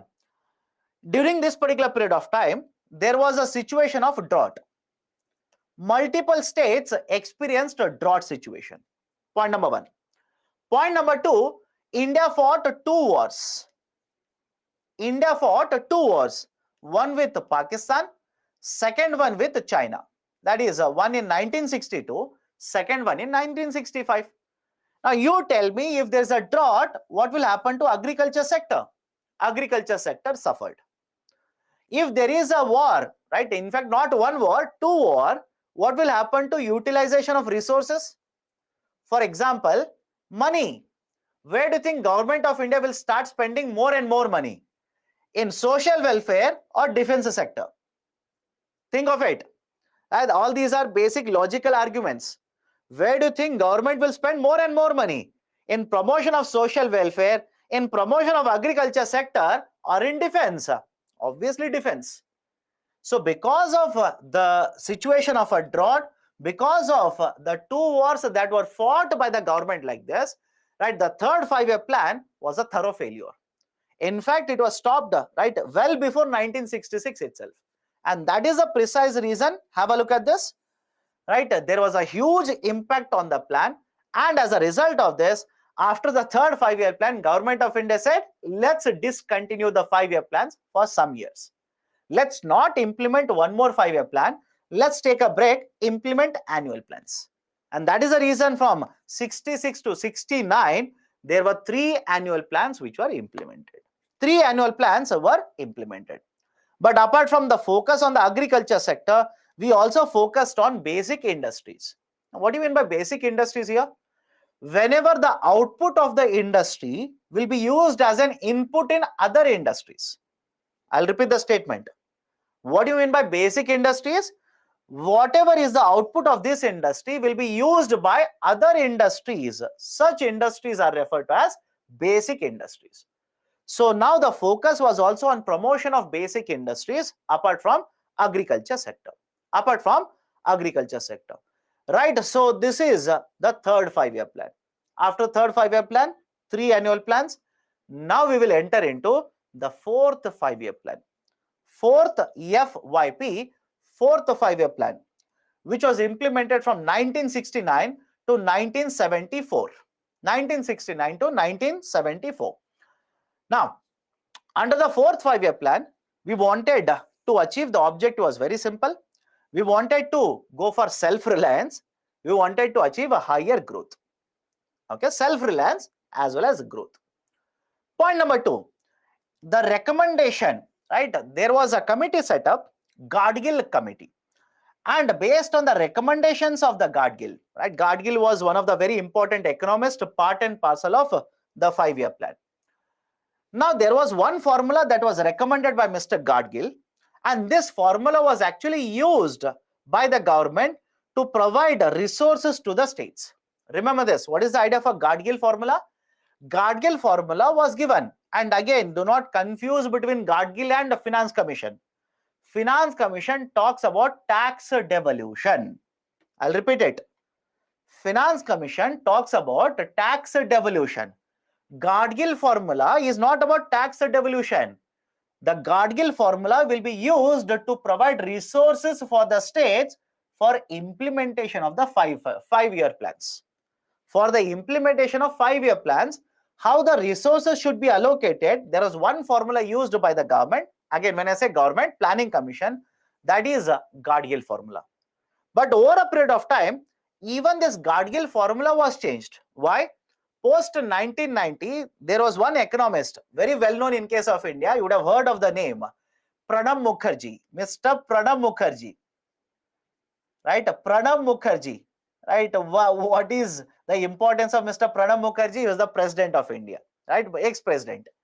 But please understand, Mr. Pranab Mukherjee was also earlier member of Planning Commission.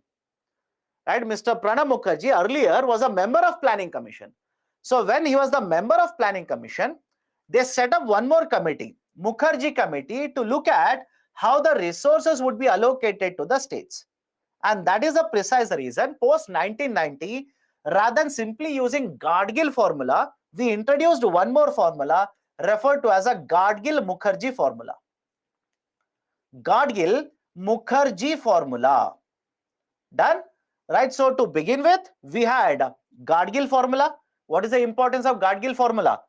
How the resources will be given to the states, on what basis the resources will be allocated to states for implementation of 5-year plans. After 1990, Gadgil-Mukherjee formula was restructured, and again the resources were distributed, but later it was referred to as Gadgil-Mukherjee formula. So fourth 5-year plan, right? 1 point, Gadgil formula for allocation of resources. Focus was on growth, focus was on self-reliance. Fourth very important point. In the fourth 5-year plan, concept of family plans was introduced by the government. Please remember this. Concept of family plans was introduced by the government. Sir, how do I remember it? For in case of polity, all of you remember the importance of 1971? Polity is over for your batch. That's the reason I'm asking you. Right? In the context of polity, all of you remember what is the importance of 1971, the year 1971. If you talk about, let's say, voting rights, delimitation of constituencies, presidential elections, which population is taken as a standard? 1971. Can you connect it now?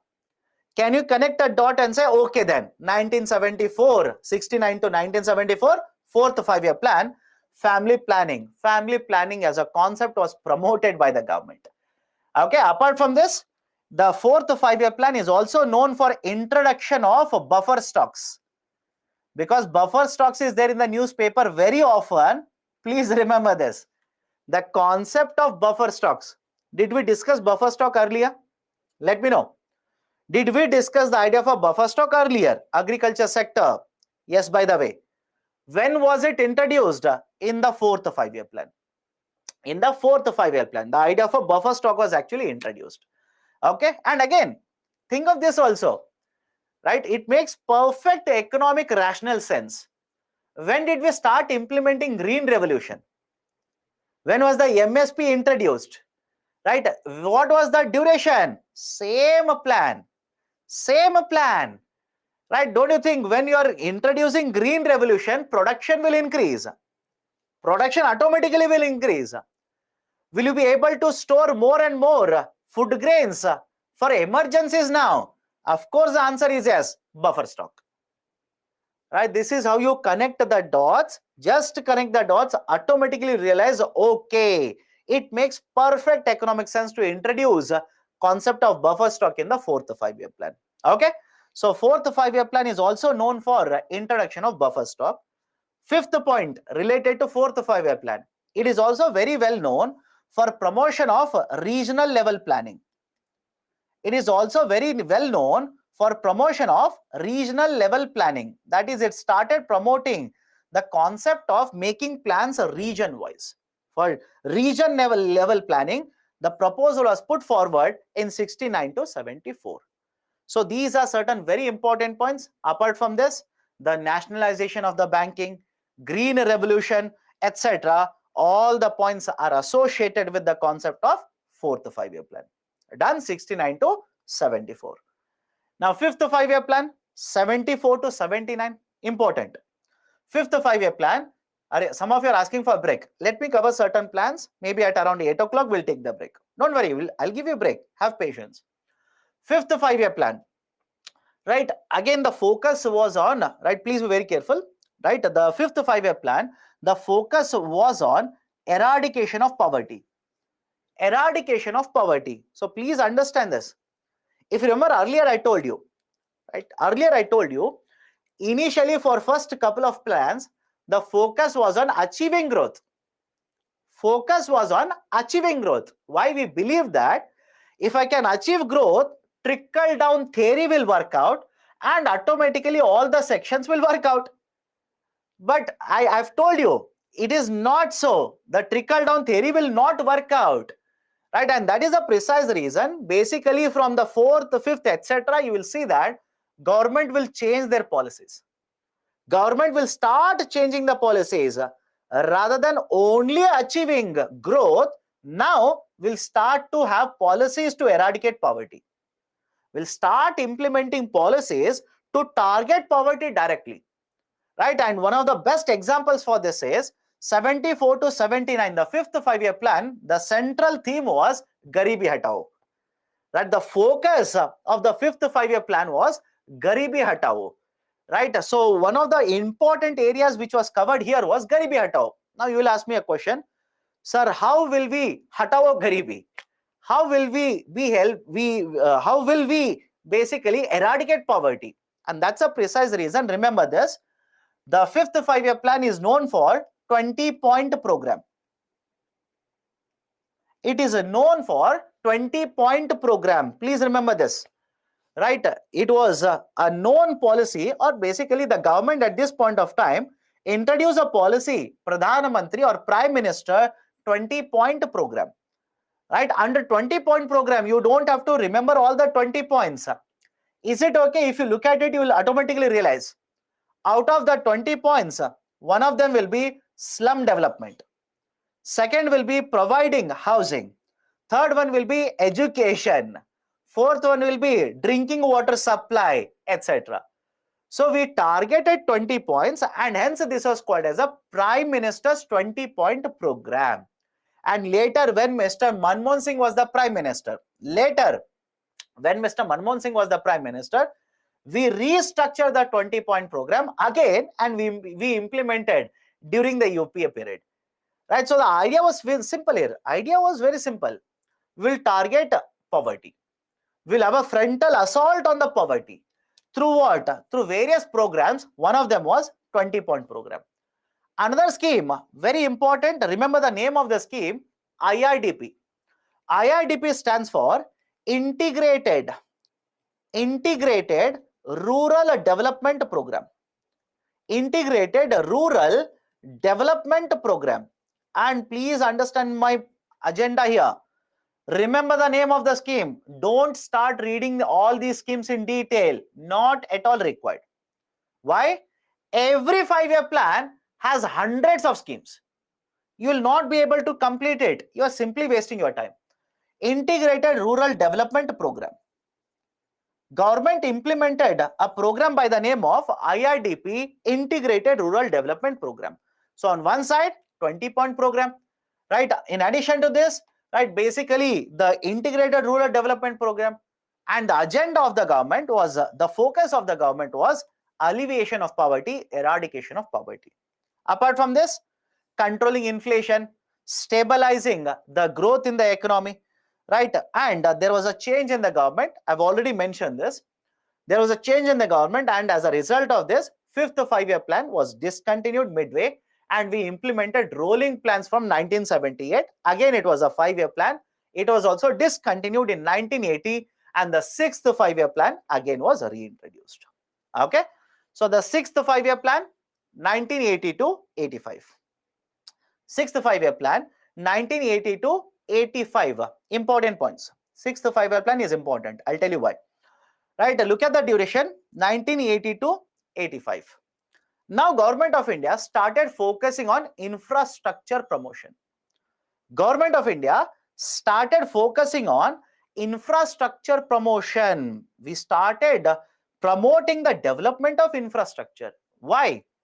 Higher infrastructure expenditure automatically will lead to, right, multiplier effect.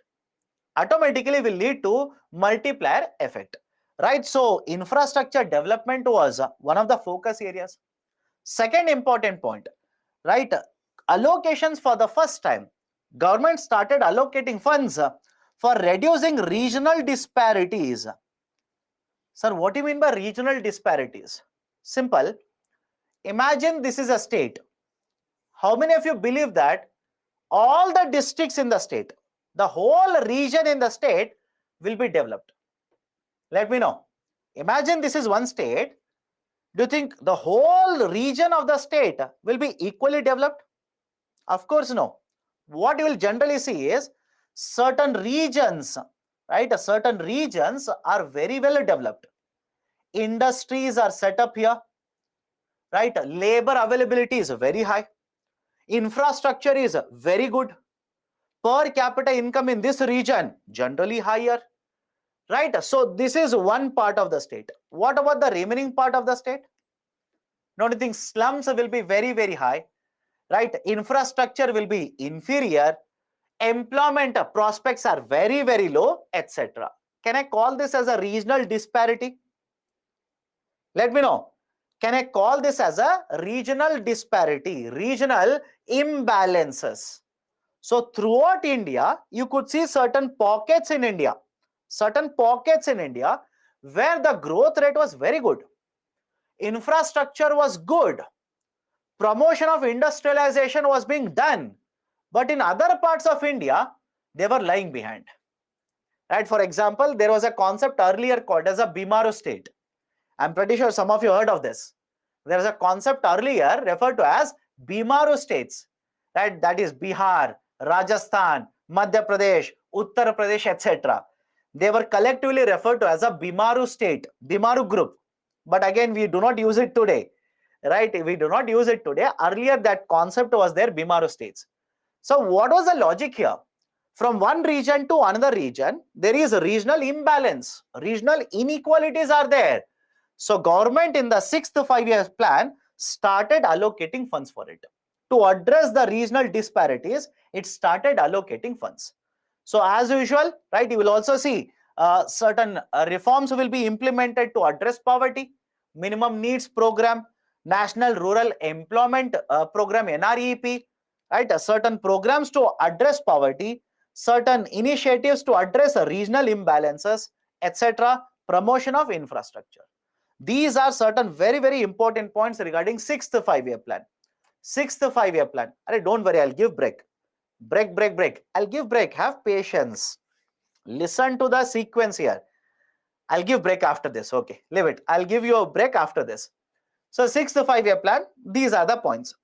One more very important point associated with the sixth 5-year plan is that it was the first ever plan. It was the first ever plan to focus on gender issues. Remember this. It was the first 5-year plan to focus even on gender issues, right? So gender issues, women empowerment, regional disparities, etc. This was the first 5-year plan. First 5-year plan to focus on all of this. Done? Right? So these are certain important points regarding the sixth 5-year plan. Now, let me take a break. But before the break, any concerns, any issues, right? Any issues that you people have, let me know. Sir, in Nitin Singhania, IRDP is given under the sixth 5-year plan. I generally see this question being asked because I'll tell you. IRDP, Integrated Rural Development Program, if you type it in the Google, they'll show 1974-75.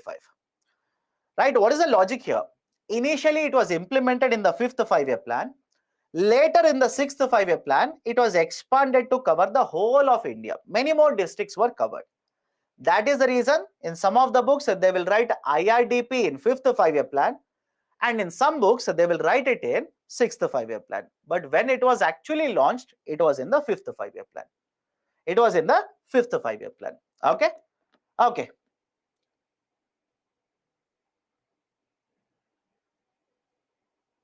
Difference between capital output ratio and incremental capital output ratio. My dear, in the last 10 years, how much money you have invested? How much is the total output? That is a capital output ratio. Total investment, total output, capital output ratio. But if you simply find out, in the last 1 year, only in the last 1 year, how much money you have invested, and as a result of this, how much is the increase in the production? Only in the last 1 year or last 5 years, last 2 years, specifically targeting one time period. I hope you understand, specifically targeting one time period. Sir, what do you mean by this? Imagine from 1950 to 1979 and 1980. Let's say total investment is 100 crores, total output is 20 crores. You will get only capital output ratio. But out of this 100 crore, you invested 10 crore in the last 1 year. In the last 1 year, you invested 10 crore rupees. And out of this total output of 20 crore rupees, the total production which increased, that is the rise in the production in the last 1 year, was 1 crore. This is an incremental capital output ratio. ICAR. ICAR, specific time period, capital output ratio, historical investment. Okay. Fifth 5-year plan, once again. If you ask me to explain the whole 5-year plan once again, it simply means you're not listening.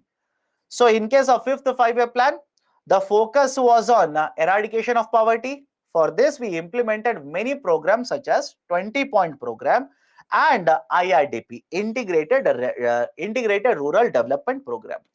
Apart from this, the focus was also on controlling inflation. Focus was on stabilizing the economic growth. Right. However, the fifth 5-year plan was not completely implemented because there was a change in the government. Right. There was a change in the government, and we introduced right a concept of rolling plan. Done. Okay. Right. Why second 5-year plan was not successful? You want to increase investment, but for increasing investment, you require savings. Please listen. That's the reason I keep on telling you. You people do not listen to me.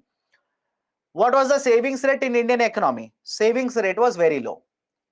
What will happen to investment then?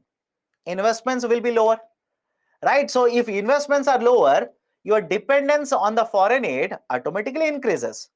So the second 5-year plan increased our dependence on the foreign aid. You want capital machineries, they are not produced in India, you will end up importing. So imports increased, dependency on foreign aid increased, right, etc. That's the reason I said second 5-year plan was not very successful. Done. Okay, let's take a break now. After the break, we'll start with the seventh 5-year plan. I'll start again at 8:17. I'll start again at 8:17. Okay, take a break.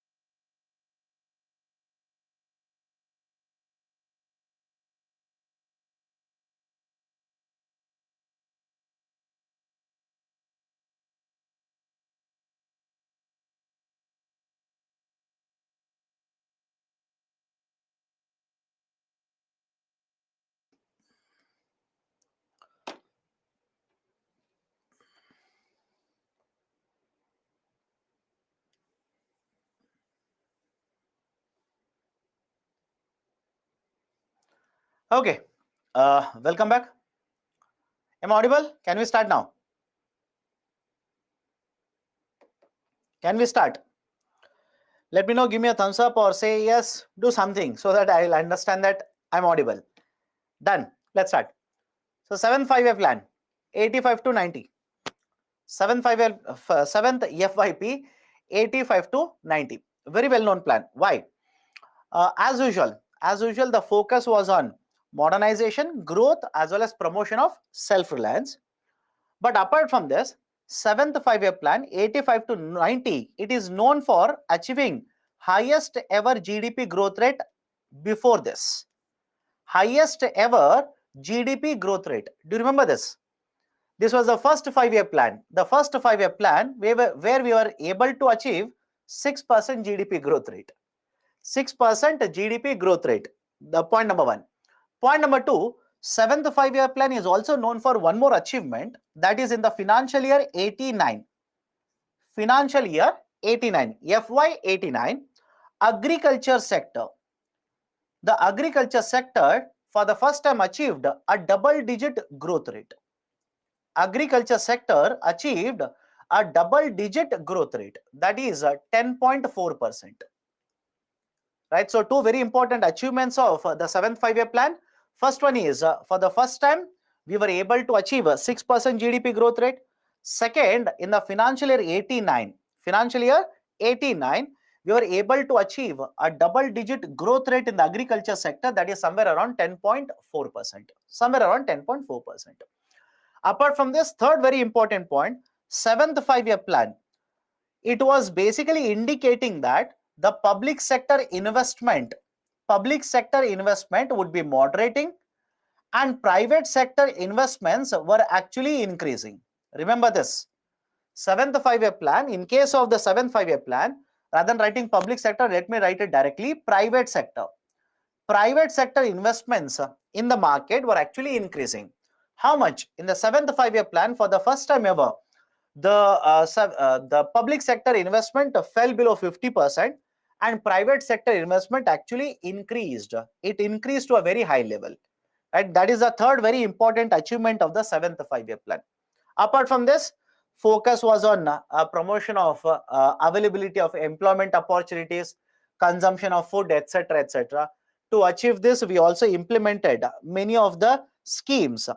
Many of the schemes such as Jawahar Rozgar Yojana was implemented. Small scale industries as well as food processing industries were promoted, and the focus on the development of infrastructure also was continued. And please remember this, this was also the duration when Government of India shifted the focus about exports and imports. The policy of import and export was actually shifted during this particular period. What do you mean by the focus got shifted? Until now, right, I'll simply say that we were focused on import substitution. Do you remember that? Until now, our focus was on import substitution. That is, we basically said, whatever we want to manufacture, we'll manufacture. And if it is available in the domestic market, we will not try to import it. We'll simply substitute the import with the good that is available in the domestic market. But do you think that is a very successful strategy? Let me know. How many of you believe that, right? That's a very, very successful strategy. That is where we will produce in India, will substitute the import. Very successful strategy? No. Right? In an economy where you want to become a developed country, right? In a country where you want to achieve higher GDP, you know that you do not have sufficient industries in the domestic market. You do not have sufficient industries. So at that point of time, you will have to be dependent on the import. But at this point of time, we followed a concept of import substitution. And look at the problem now. Because we were importing, despite having import substitution, we were importing, you will require dollars. All of you will agree? You will require dollars. And because you require dollars, to have sufficient dollars, we used to export. I hope you understand the argument that I'm putting forward here. We followed an import substitution, but despite having that policy, we used to import lot of the goods, lot of the machinery, lot of raw material into India. If you're importing something, you'll have to pay in dollars. Where will you get the dollars? For that, we were promoting exports. But after this particular, right, sixth 5-year plans or 6 5-year plans, we changed our policy. What do you mean by changed our policy? Henceforth, exports were looked at as a driver of growth.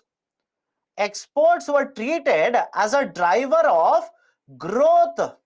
How? We started implementing export-import policies. We started introducing the concept of export-import policy. For example, the first export-import policy was introduced in 1985 for 3 years in India. Is the logic okay? The first export-import policy, the latest, the name that you use right now is foreign trade policy. The name that you use right now is foreign trade policy.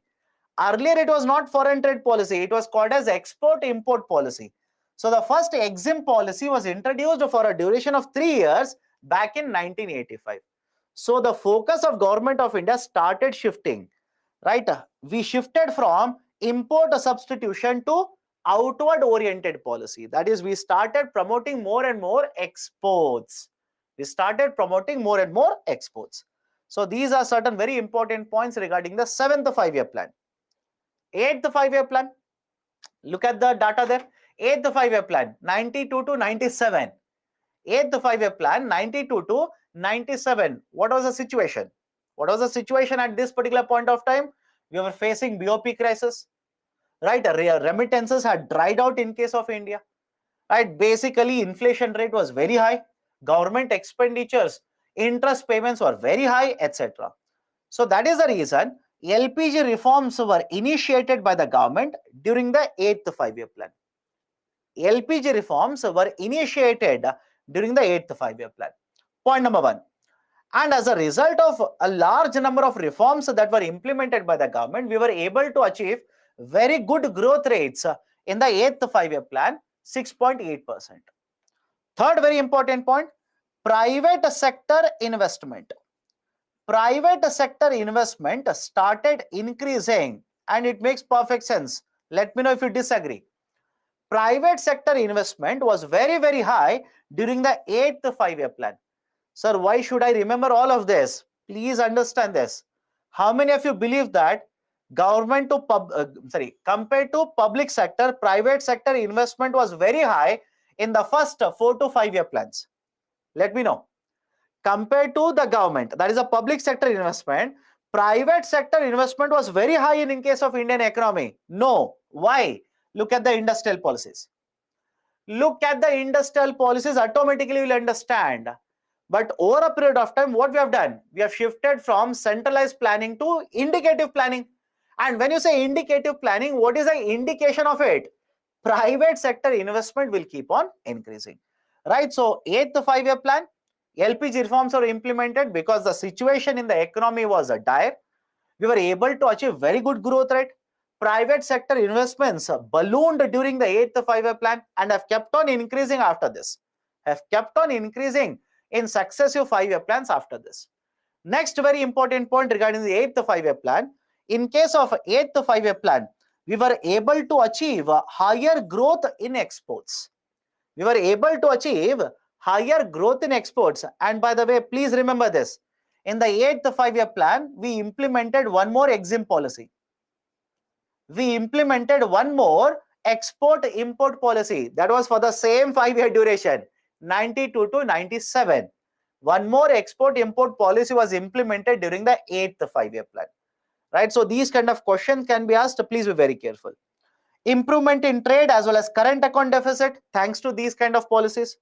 Right? We were able to also control the fiscal deficit of the government.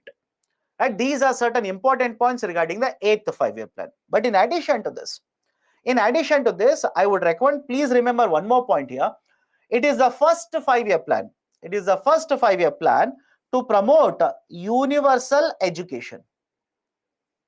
It was the first 5-year plan to promote concept of universal education. In fact, in the 8th 5-year plan, government had one provision where they basically said the people who are in the age group of 15 to 35 years, people who are in the age group of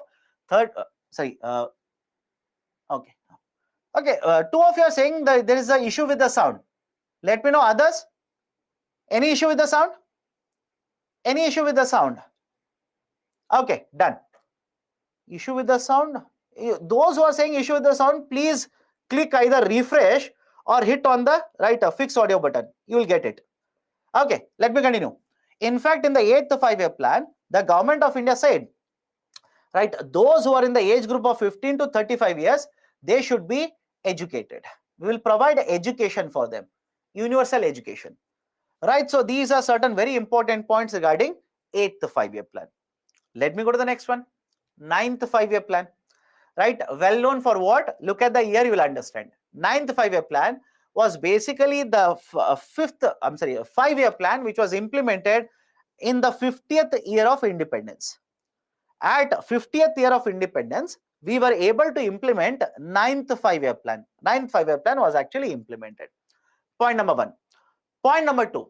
In the 9th 5-year plan, Government of India identified certain requirements of every household, certain services that every household should get, and defined those services and called them as basic minimum services, BMS. I'll repeat it. In case of a 9th 5-year plan, we identified a certain services which would be required by all the houses, and we defined this as a basic minimum services. Right? Example, drinking water, primary healthcare facilities, universalization of education, public housing assistance, etc. And government wanted to achieve, right, basically achieve the objective of providing all these services to the houses. Right, and in fact, if you look at the evolution of planning in case of India, is it fair if I say for majority duration of planning, at least till let's say late 1990s, it was the duty of the government to provide education. It was the duty of the government to provide housing. It was the duty of the government to provide many more services. Right? That is exactly what you will see even in case of 9th 5-year plan. Done. Apart from this, investment from the private sector was very, very high during this period. Foreign investments started flowing into the domestic market in the form of foreign direct investment, thanks to the earlier policies, that is LPG reforms introduced by the government. Plan also continued with the idea of fiscal consolidation. There was a discussion about FRBM. There was a discussion about fiscal responsibility and budget management, which was actually passed and implemented. Which was actually passed and implemented in the later, that is in the 10th 5-year plan. Done? Right, so these are certain important points regarding the 9th 5-year plan. And remember this carefully. In the 9th 5-year plan, government also introduced, I'm checking whether I've written it. No, it is not written. Government introduced the concept of monitorable targets. Yes. Just a second. No, basic minimum services. Monitorable targets will come in the 10th 5-year plan. Correct. Monitorable targets will come in the 10th 5-year plan. 9th 5-year plan, basic minimum services, BMS. Done. So these are the points regarding the 9th. What about 10th 5-year plan? Government had a target of achieving 8% GDP growth rate. And right, imagine this, understand this. Government introduced the concept of 11 monitorable targets. 11 monitorable targets. Now, many of you ask me, sir, how do I remember 11 monitorable targets? It's a 10th 5-year plan, and they introduced the concept of 11 monitorable targets. Okay. Now, what is this monitorable targets? Simple idea. We identified certain parameters, and we set up targets to be achieved under all these parameters. That is the reason these are referred to as 11 monitorable targets. For example, we wanted to reduce poverty by 5 percentage points. We wanted to ensure high quality employment will be provided to the people who are searching for the jobs. We wanted to ensure all the children will be there in the school by 2003. These are called as monitorable targets. Is it okay? Monitorable targets. So in the 10th 5-year plan, we introduced the concept of 11 monitorable targets, and we wanted to achieve all these 11 monitorable targets. Now let me ask you a very simple question. How many of you think that we were able to achieve these targets? Look at the numbers and let me know. And again, you do not have to be an expert regarding this. How many of you believe that we were able to achieve all of these 11 monitorable targets? No. In fact, the government, what they did was, for every state, remember this, for every state, these targets were given. These targets were given to every state, and all the states were asked to achieve these particular targets. For the first time, it was done in the 10th 5-year plan. For the first time, it was done. That is, state-wise breakup of targets was given to them. Right? In addition to these 11 monitorable targets, 10th 5-year plan is also known for FRBM, Fiscal Responsibility and Budget Management Act. Right? Plus, in the in the 10th 5-year plan, we also implemented foreign trade policy. Remember this, we also implemented foreign trade policy, right? Initially, it was proposed from 2002 to 2007. Initially, it was proposed. Later, it was discontinued. 2002 to 2004, we implemented.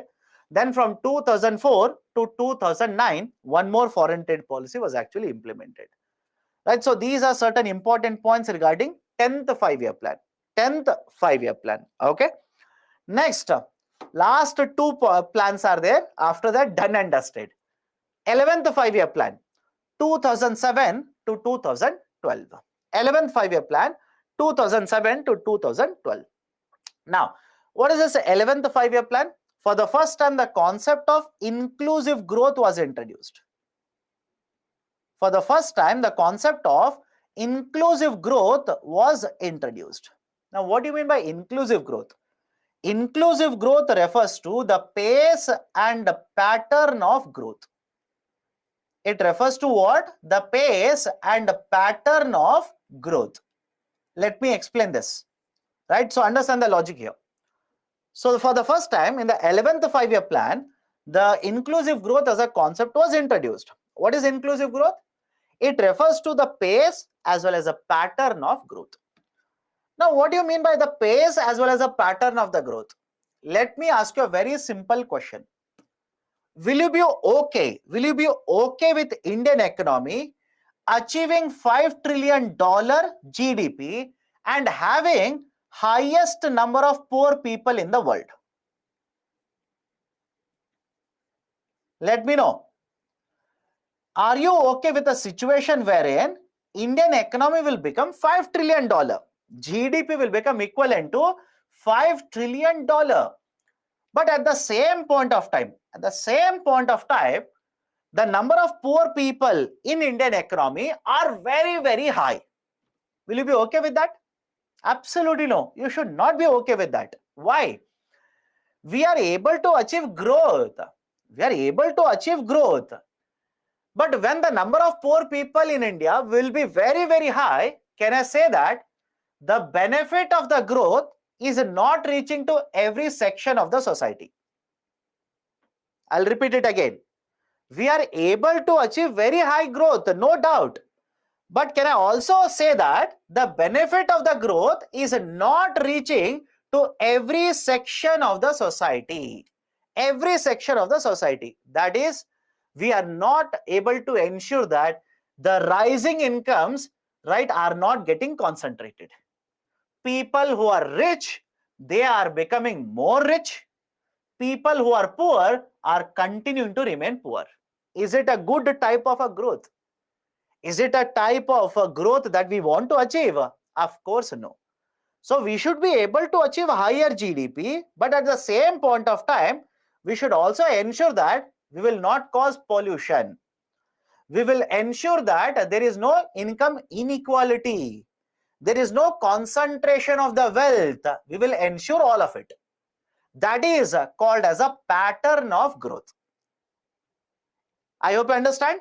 So whenever you talk about inclusive growth, you will be focused on the pace of the growth as well as a pattern of the growth. Right? That is called as inclusive growth. Right? So from the 11th 5-year plan, we introduced the concept of inclusive growth. Right? We introduced the concept of inclusive growth from the 11th 5-year plan. One very important point. Second, let me add a natural inference related to this. How many of you believe northeastern states have been able to get the benefit of growth in the Indian economy? Let me know. This is how you connect the dots. This is how you connect the dots. How many of you are under the impression that the northeastern states also have been enjoying the growth benefits of Indian economy? No. Some of you are saying yes, absolutely no. Don't talk about today. We are in 2023. I'm talking about 2007 to 2012. No, that is a precise reason. In the 11th five-year plan, northeastern states were one of the focus. Northeastern states were also one of the focus areas of 11th five-year plan. Right? So that is the precise reason. Can you connect inclusive growth with easily the northeastern states? Right? That's a basic idea. So apart from this, right, we had a strategy for promoting inclusive development in case of India. We wanted to provide empowerment of women, empowerment of girl children, right, through education as well as a skill development. Gender inequality was supposed to be reduced. Clean drinking water by 2009. Again, same basic minimum services. Right, targets were set up for various areas such as GDP growth rate, agriculture sector, right, infrastructure, etc. Right, so these are certain very important points regarding 11th five-year plan. And the last one, right, the last headache point for you, 12th five-year plan. Right, 12th five-year plan was supposed to be implemented from 2012 to 2017. Central theme was again regarding inclusive growth. It was again regarding inclusive growth. We wanted to achieve faster, sustainable, and more inclusive growth. This was not implemented completely for 5 years, although there were 25 targets which were set up by the government in the 12th five-year plan. 2014 elections were conducted. A new party formed the government, and the new government believed there is no need of having a 5-year plan for India. And that is the precise reason Planning Commission abolished, 12th five-year plan discontinued, and we ended up establishing a new authority by the name of Niti Aayog starting from 2015. Starting from 2015. Right, so these are certain important points regarding 12th five-year plan. Done? Right, so this is the discussion regarding all the 12 five-year plans. I know I've given you a lot of data, lot of points are there in every 5-year plan. This is my recommendation. Try to connect it with other policies like this so that you will understand the concepts easily. You'll understand the concepts easily, because now tell me, right, if UPSC will ask you from which 5-year plan we started implementing indicative planning, if you know LPG reforms, can you easily come to conclusion 92 to 97? I hope you understand. 92 to 97. Which 5-year plan is referred to as a heavy industrialization plan? 1956 plan. Why? Connected to industrial policy of 1956. Right? So connect the dots like this. It becomes easy for you to remember. Otherwise, everything is new for you. Everything is a new point for you. That's much more difficult. That is much more difficult. Done? Okay. So all the 12 5-year plans I've completed. What is the evaluation? What is the evaluation of all the 12 5-year plans? What are the achievements? What are the achievements? One, GDP growth rate has increased. No doubt. GDP growth rate has increased. Right? Earlier, the GDP growth rate, remember this. I'll introduce one more term for you. Hindu rate of growth. Hindu rate of growth. Again, most of you, this is the problem with most of the students. You will get stuck up with the first term. You'll simply get stuck up with the first term. Don't be worried about the term Hindu there. Don't worry about it, because the person who proposed it has not given any clarity why the term Hindu was used. Right? The person who has given this, the expert who has given this idea of Hindu rate of growth is Professor Rajakrishna. Professor Rajakrishna. And very recently this was there in the newspaper. Right? One of the former RBI governor basically stated that we are very close to Hindu rate of growth now. We are very close to Hindu rate of growth. And what do you mean by Hindu rate of growth? Generally, whenever the growth rates are low, whenever the GDP growth rates are very low, right, somewhere around 3.5%, 4%, 3.5%, that rate of growth is referred to as a Hindu rate of growth. And during 1960s and 70s, we were achieving around that percentage itself. Right? For example, have a look at this.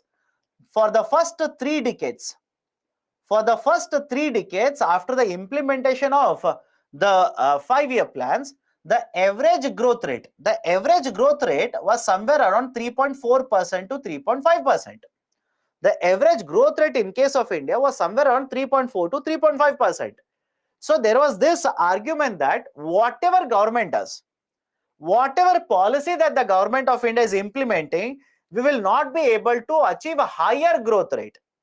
We will not be able to achieve more growth rate. And that is the precise reason the term Hindu rate of growth was used by Professor Raj Krishna. He was an economist, by the way. But please understand, after that, we have been able to achieve very good growth rates in India. Very good growth rates in India. For example, post 1990, if you take the average growth rate, it will generally come at around 5%. Don't worry about last couple of years. Last couple of years, there have been a lot of events which are beyond the control of the government.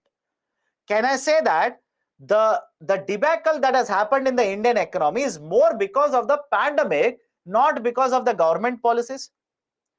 All of you understand, right? Whatever has happened in the last 2 years, right? The contraction in the Indian economy, etc., it is because of an external factor. It is not because of the wrong policies of the government. And because of the policy of the government, India did not experience contraction. India did not experience a recession. It was because of the pandemic. So do not worry about last 2 or 3 years. But on an average, you will generally see India's growth rate being around 5%, 5.5%, 4%, etc. like this. So we have been able to cross that threshold level of 4%, achieve higher growth rate after 1990s. Right? So, but before 1990s, definitely yes, growth rate was lower. So we have been able to achieve higher growth rate, especially after LPG reforms. What about industries?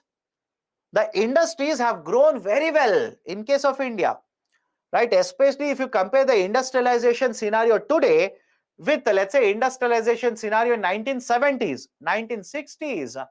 Today, the situation of industries is much better compared to earlier situation. And today we are allowing lot of private sector participation even in the industries, right? So higher industrial growth rate, percentage BPL population has come down. If you want to remember, the data is like this. During 1990s, the percentage BPL, what do you mean by BPL? Below poverty line. Below poverty line. That is, how many people are not able to have a higher expenditure or higher income above certain threshold. Below poverty line, BPL population during 1990s was somewhere around 45 to 46%. It was somewhere around 45 to 46%. But if you look at the latest data, that is 2011 and 2012 data, which was given by Tendulkar committee, the BPL population in case of India, it is 21.9%. 21.9%. So percentage BPL population has actually come down. Food production has increased. We have implemented multiple reforms in the agriculture sector, as a result of which, at one point of time, India was a food importing country. We were heavily dependent on the import. Now we are exporting country. From the situation of scarcity, now we have become a surplus country in the agriculture sector. That is one of the achievements of the planning. But having said so, there are certain failures also, right? Certain drawbacks of the 5-year plans that we have implemented. First one, we did not have a mechanism for engagement with the states. That is, if you remember earlier, Planning Commission did not have any representation of the states. There was no representation of the states in the Planning Commission.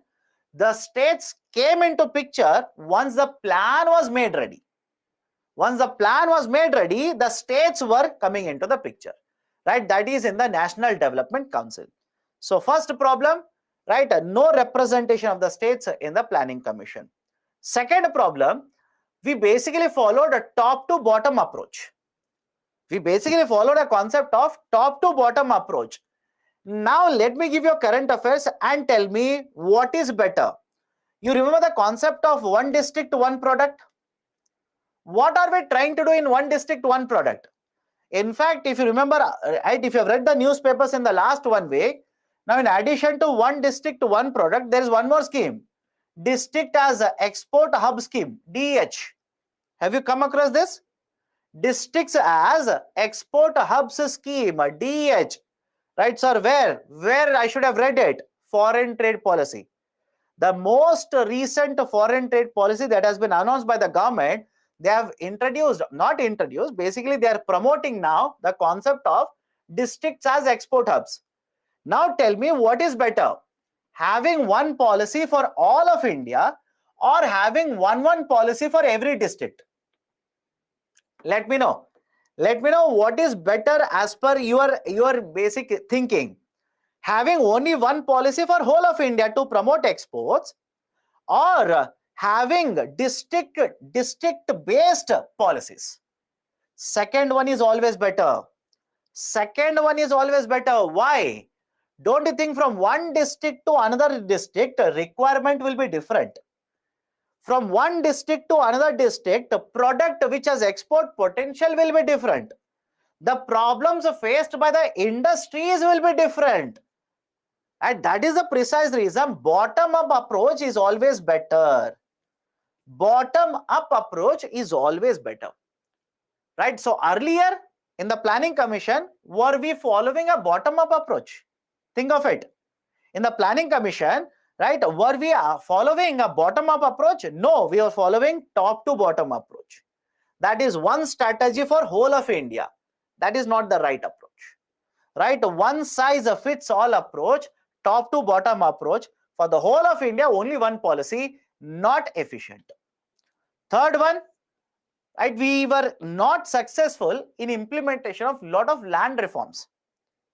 And I hope you understand, lot of these land reforms were proposed and implemented during the 5-year plans. For example, zamindari system, abolition of zamindari system, land ceiling reforms, etc. were implemented during 5-year plans.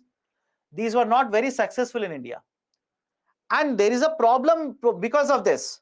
There is a problem because of this. What is the problem here?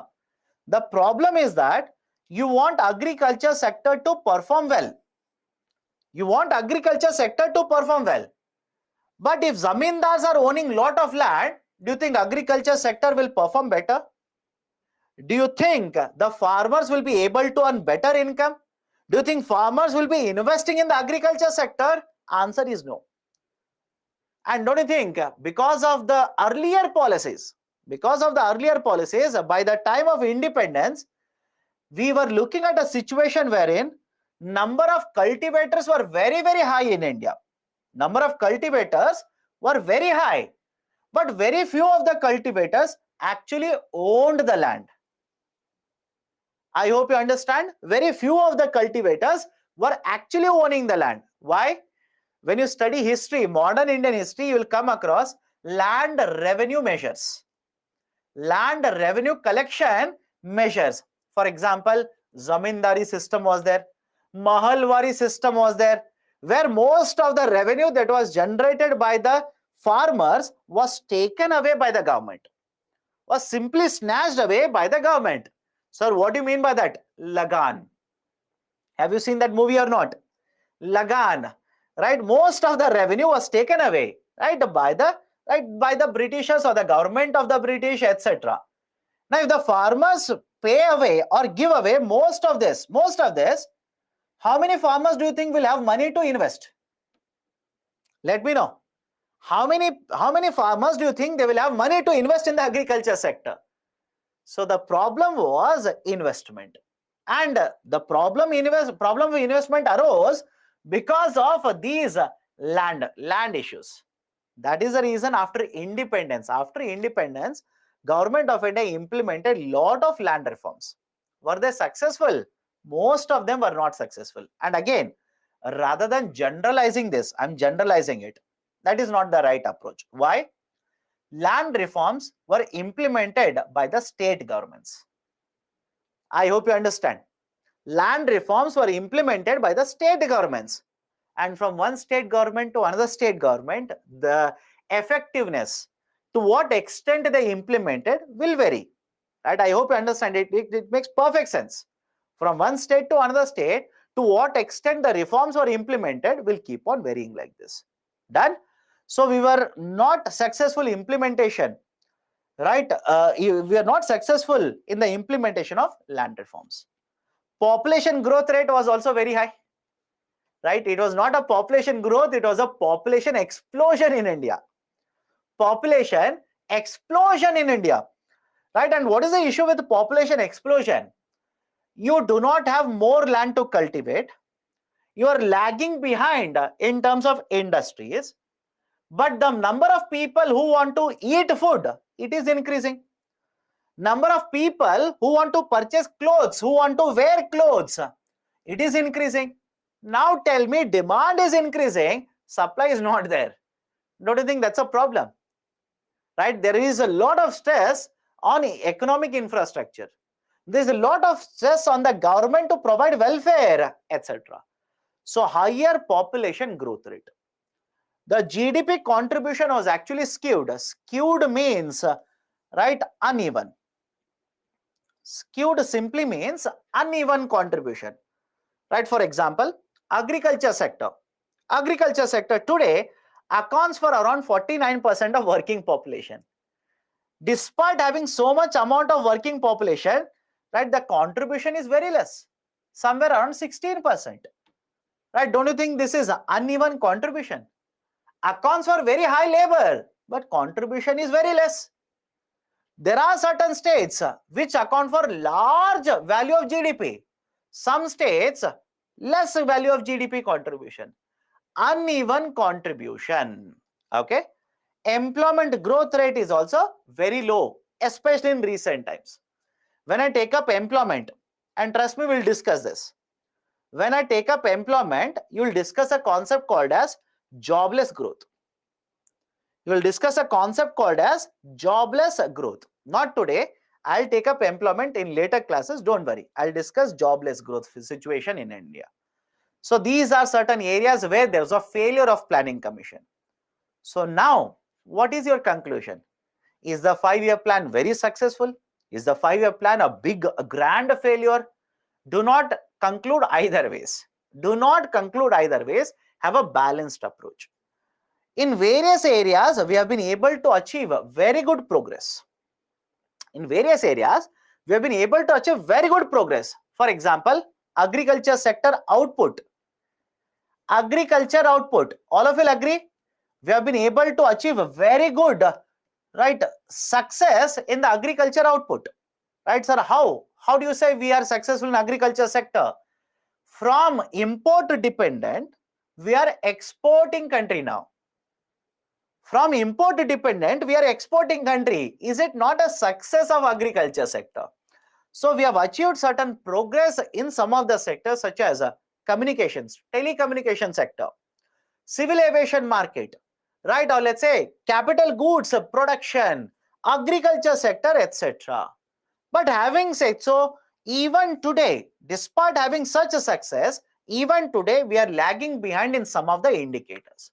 For example, right, issue of unemployment rate, research and development investment, import dependency on technology, etc., etc. Right? So this should be your verdict regarding the whole, right, 60 plus years of planning achievement in India. So what are the reasons? Why are we lagging behind? Investments are very low in certain areas. For example, again and again, I keep on telling you this. Our investments in research and development is very low. It's very low. It should be very high, by the way. Right? Our investments in research and development is very low. Why? Historically, who has been driving industrialization in India? Tell me, historically. Don't look at the last 1 decade, etc. Historically, who has been driving investment in India? Government of India. Government of India through public sector. When you have only public sector, do you think competition will be very high? Think of it. Do you think competition will be very high? No. Public sector monopoly. Why will there be competition? If there is no competition, do you think the companies will be interested in investment in technology? Think of it. Right? If you do not understand, let me give a very simple example. During 1990s, in the telecom sector, only one company was there, BSNL. Bharat Sanchar Nigam Limited, BSNL. And if you want to find out, ask your parents, what was the process to get telephone connection 20 years ago? What was the circus they had to do to get one telephone connection when the supplier was BSNL? Now today, think of it. Today, is it difficult to get a telephone connection? Most of you will ask me, what is telephone now? I hope you understand. Most of you will ask me, what is telephone? Fixed landline. I hope you understand. Fixed landline. Earlier it was very, very difficult, very hectic process. And bureaucracy. Government official is sitting. You want to be part of it. Do you think government officials will be open to, right? Let's say the people approaching to them, people coming to them and giving application, people calling them and saying, my telephone line is dead, etc., etc. Not easy. Today, where is BSNL? Where is BSNL today? It is incurring continuously losses, at the verge of closure. Right? Government is pumping money into BSNL to keep it alive. Right? Basically, government is providing assistance to BSNL now. So I hope you understand. When you have this kind of a monopoly situation, because the government owns industries, do you think focus on technology will be very high? Do you think they will invest in research and development? Obviously no. Right? That's the reason historically India has been lagging in all of this. Now government of India, through the concept of Startup India, Make in India, etc., is promoting investment in R&D. Okay? Very low availability of skilled labor. I'll cover it, don't worry. Availability of skilled labor is very low in India. Very low in India. Lack of a specialized investment institutions. That is, you need long-term loans. Right? Go back to banking. You need long-term loans. You need large value loans. Was there earlier were there large number of institutions which will provide these kind of loans, right? So there is also a problem with respect to providing these kind of capital. Okay, now what we have done, 2015, starting 2015, we dismantled the planning commission and we introduced Niti Aayog. We have dismantled the planning commission and we have introduced Niti Aayog. First and foremost, what is the long form of Niti Aayog? National Institute for Transforming India. Niti Aayog stands for National Institute for Transforming India. What is the structure of Niti Aayog? Niti Aayog has two very important components. Remember this. Niti Aayog has two very important components. One is a full-time organization. Second one is a governing council. In fact, last year, please check the newspapers later. Again, when I say check the newspapers, don't literally start searching in the newspapers. Type it in Google. Last year, after many years, Niti Aayog Governing Council meeting was held. Right? After a long period, Niti Aayog's Governing Council meeting was actually held. Right? Now, what is this full-time organization? Full-time organization, one of the parts of Niti Aayog, which is chaired by the Prime Minister.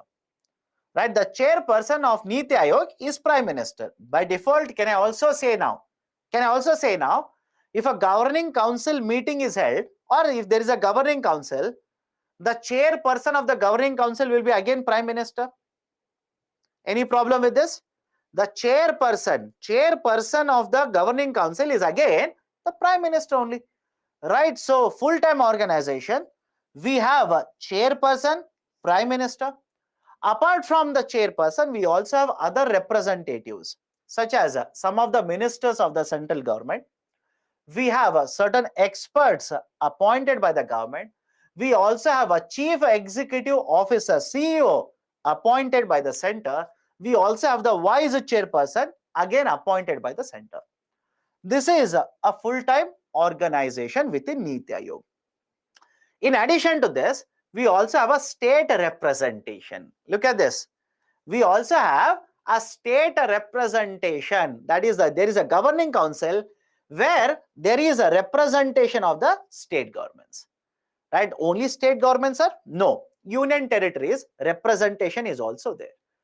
Right? So, governing council represents the state governments, headed by the Prime Minister, but no doubt there is a representation of the states within the governing council. Right? Can I say this is one of the very important differences between the Planning Commission and Niti Aayog? I hope you understand. Right? The difference between the Planning Commission and Niti Aayog. First very important difference is there is participation of the states within Niti Aayog. Right? So this is the basic idea. Composition of Niti Aayog. Now, what are the objectives? Right? What are we trying to achieve with Niti Aayog? We'll go step by step, point by point to follow this carefully. Rather than by-hearting, understand the story here. Niti Aayog is basically a think tank. It is an institute that will recommend policies to government. I hope you understand. Niti Aayog doesn't make 5-year plans now. We have discontinued 5-year plans. It will recommend or it will advise certain policies to Government of India. And please understand this, just like Planning Commission, Niti Aayog is also not a constitutional body. It is not a constitutional body. It is also set up through executive authority. It is also set up through executive authority. And whenever you are writing, right, when you are writing, please be very careful. In the descriptive answer, use the term not a constitutional body. Do not use the term unconstitutional. I hope you understand. Do not use the term unconstitutional. Please be very careful. Some of you believe that both are one and the same. No, my dear. Unconstitutional means it is against the constitution. It will not be allowed. Right? So do not use the term unconstitutional. Simply say it has been set up through executive authority. Through executive authority, this has been set up. Right? Government order, we have Niti Aayog. Now, what is the role of the Niti Aayog? Point number 1. Niti Aayog will take up certain important areas, study them and give recommendation to the government, give advice to government. Now, when I say give advice to government, let me know, are these advices binding on the government? Right? There itself you will have the answer. Niti Aayog is not a constitutional body. It is simply studying certain things and giving it as an advice to government. Are these advices binding on the Government of India? No. These are simply advices. These are simply recommendations. Whether the Government of India wants to implement or not, it is entirely the prerogative, power of the center. Right? So, first point, they will take up certain subjects, certain areas, study them and give it to Government of India. Recommend certain changes. Point number 2. Rather than Niti Aayog taking up, Government of India itself will give certain area for study to Niti Aayog and ask for advice. I'll give you one example. All of you remember NFSA, National Food Security Act. How much of the total population in India is covered under NFSA? Let me check how many of you have by-hearted. How much of the total population in India is covered under National Food Security Act? 67%. 67% of the total population, that is 2/3. 2/3. Don't say, sir, you're wrong. It is 66.66666666 with a bar on last 6. Absolutely no. Right? One and the same. 2/3 of the total population or 67%. Now there is one committee recommendation, Shanta Kumar committee. How many of you remember that? Shanta Kumar committee says you should not cover 67%, you should reduce it to 40%. Point number 1. Point number 2, couple of years ago, there was an order by the Supreme Court of India. Supreme Court of India said, there is a problem with the coverage of population under NFSA. Can you kindly look into it? Kindly look into the population coverage, because you are taking the population of 2011, we are in 2022, right? So you are using outdated data. There will be commission errors, omission errors, etc. That is inclusion and exclusion error. Can you look into the population coverage? Government of India has asked Niti Aayog to look into this. Government of India has simply asked Niti Aayog to look into this and give a recommendation. So now have a look at it. One of the function is Niti Aayog by itself will take up certain areas, study and give recommendation to the government. Second is government will allocate certain areas for studies to Niti Aayog and will expect a recommendation. Third, Niti Aayog says we will not follow top to bottom approach. We want to implement any scheme, etc., etc. We will not follow top to bottom approach. Rather, we will follow bottom to top approach. We will follow bottom up approach. What is a bottom up approach here? We'll focus, right? Let's say there's a scheme, there's a plan which is supposed to be implemented. First, we'll try to implement it at village level.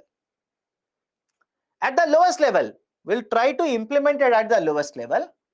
Then successively we'll keep on implementing at highest level like this. First implement at a village level, find out if there is any issue, then implement at district level, then implement at the state level, then implement at all of India level. This is a bottom up approach. Niti Aayog says we will follow bottom up approach now. You simply follow the concept of bottom up approach. Right, make plans at the village level, then aggregate these at a higher level like this. Next, certain, right, understand this, certain sections of the society, there are certain populations which are not able to get the benefit of growth in the Indian economy. What we will do is, we'll try to ensure that even these populations will be included. These population will also start enjoying the benefit of growth in the economy. Right? So these are certain very, very important objectives or the functions of Niti Aayog. Right? So remember, these are the objectives.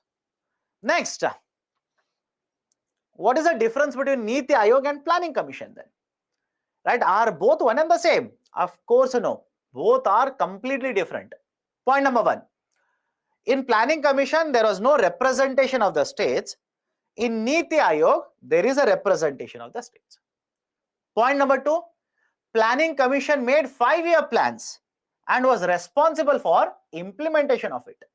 Niti Aayog doesn't have the objective of making 5-year plans. We do not have 5-year plans now. Point number three, Planning Commission was given certain financial powers. Planning Commission was having financial powers, meaning what? Planning Commission could allocate certain funds to the states. Niti Aayog doesn't enjoy any financial power. Right? No financial powers have been given to Niti Aayog. Today the center will decide whatever funds are supposed to go to the states, the center will decide it. Okay? Right? In case of Planning Commission, right, it is basically an advisory body with the financial power. Niti Aayog, it is simply an advisory body. That's it. It is simply an advisory body. They will also use the term, it is a think tank. It is a think tank. What do you mean by think tank? An advisory body. They will keep on thinking and giving recommendations. That's a basic idea. Right? So this is the difference between the Planning Commission as well as Niti Aayog. Difference between the PC as well as Niti Aayog. Done?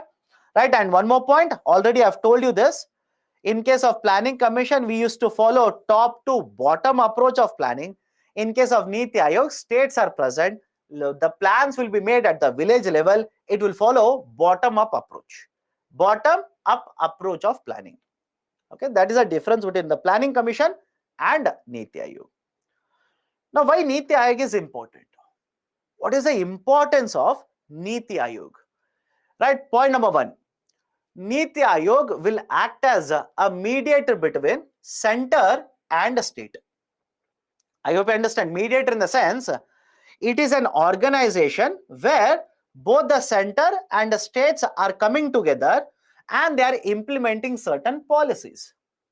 This is called as cooperative federalism. Have you heard of this? Having finished polity, I am asking you this question. Having finished polity, have you heard of the term cooperative federalism? In simplest way, in the simplest manner, what is a cooperative federalism? Center and states coming together to implement a policy. For effective implementation of a policy, right? That is called as a cooperative federalism. So now tell me, Niti Aayog, is it an example of cooperative federalism or not? I hope you understand. Niti Aayog, is it an example of cooperative federalism or not? Can I give you one more example? GST Council. Let me know. Can I give you one more example? GST Council. Is it not cooperative federalism in the GST Council? Center is present, state is also present. Both have come together for effective implementation of a policy, that is the GST. So Niti Aayog will basically foster, will promote cooperative federalism. But in addition to cooperative federalism, it will also promote competitive federalism. In addition to cooperative federalism, it will also foster means promote competitive federalism. What do you mean by competitive federalism? There is a competition between the states to perform better, to achieve better things. That is called as competitive federalism. Now, you'll ask me, sir, how does Niti Aayog promote competitive federalism? I'll give you one example. Niti Aayog publishes multiple rankings of the states. Niti Aayog publishes multiple rankings, multiple indices. I'll take one example. There is one index published by Niti Aayog, Export Competitive Index. Export Competitiveness Index, and this is published by Niti Aayog itself. Export Competitiveness Index. And as per Export Competitiveness Index, multiple parameters are there. Based on the performance of the states, Niti Aayog will rank the states. Now imagine you are an investor, right? 915, you are a billionaire now, right? You are a billionaire now. You want to invest in India. You want to invest in India and you want to produce and export. Now, is it okay if I say the Export Competitiveness Index, the ranking of the states, will be one of the parameters that you will use to make investments in India? Let me know. Right? Will you not look at which state is performing better, which state has got very good export supporting infrastructure, which state will give you clearances much easier? You don't have to study all of it. Look at the ranking of the states. Look at ranking of the states, automatically you will realize Gujarat is a very good state in terms of export competitiveness. Maharashtra, very good performer to promote exports. Karnataka, very good performer to promote exports. Now tell me, don't you look at all of this and start deciding, okay, then in that case, I will invest in state A, B or C. Right? So in order to attract investment, what will the states do now? They'll start competing with each other. They'll start competing with each other. You will provide easy land acquisition. I will also provide easy land acquisition. You will amend your labor policies. I will also change my labor policies. Is it not happening in India? Can I give you one example? In the last 1 week, there has been a discussion about labor changes, labor law changes in 2 states. One in Karnataka, second one in Tamil Nadu. You tell me why both the states are amending their labor laws? Why? They want to attract investment. They want to simply attract investment. If you don't trust me, after the class is over, type labor law amendments in states. You will get 2 states, Tamil Nadu and Karnataka. They want to attract lot of investments from these foreign companies. That is the precise reason they are amending it. So what is happening here? Competition between the states. competition between the states. That is basically spirit of competitive federalism. Right? Next, Niti Aayog has also provided lot of inputs to Government of India. I'll give you a huge list. Don't worry. I will give you a huge list. What all recommendations in which area Niti Aayog has recommended changes or let's say policies to Government of India. And it has also introduced, there is one office within Niti Aayog, there is one office, Development Monitoring and Evaluation Office, DMEO. DMEO, Development Monitoring and Evaluation Office. What is the role of this office? Central government is implementing many schemes. And for implementation of the schemes, government is spending a lot of money. What is the effectiveness of the schemes? Are the schemes being implemented effectively or not? Are the expenditure utilized correctly or not? That is the role of DMEO, Development Monitoring and Evaluation Offices. Right, so this is why Niti Aayog is very, very important. In addition to this, Niti Aayog will also hold consultation with many industries, take their advice, take the input from them and give it as a recommendation to Government of India. Now, how many types or let's say in which all areas, right, Niti Aayog has given recommendations so far? Let's go point by point. One, Niti Aayog earlier had set up one committee that was headed by Mr. Bibek Debroy, very well-known economist by the way, Mr. Bibek Debroy. And this committee which was headed by Bibek Debroy recommended changing or making certain changes in the railway sector. For example, earlier, I hope remember, separate railway budget was there in India. That is, a union government used to announce a separate railway budget and after that, they used to announce a union budget. Today, are we following that convention? Absolutely no. We have discontinued that.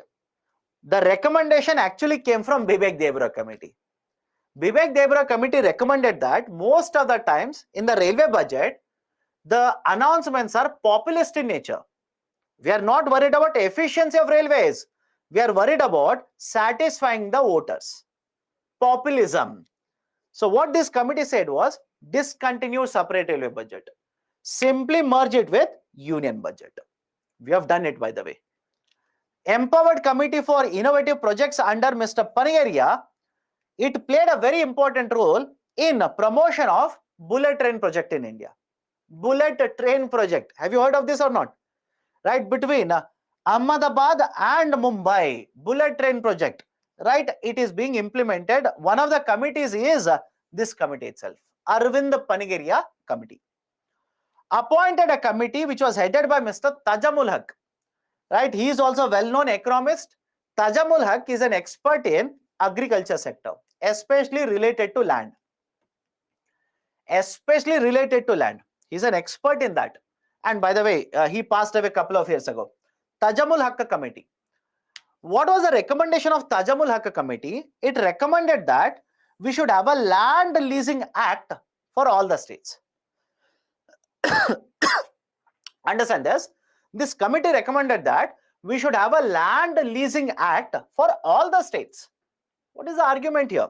What do you mean by land leasing? Imagine you have certain amount of land, but you're busy with preparation of UPSC. Right? You're busy with preparation of UPSC, which means you cannot cultivate on the land.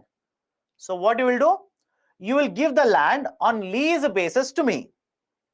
But this lease, whatever we have done, it is oral.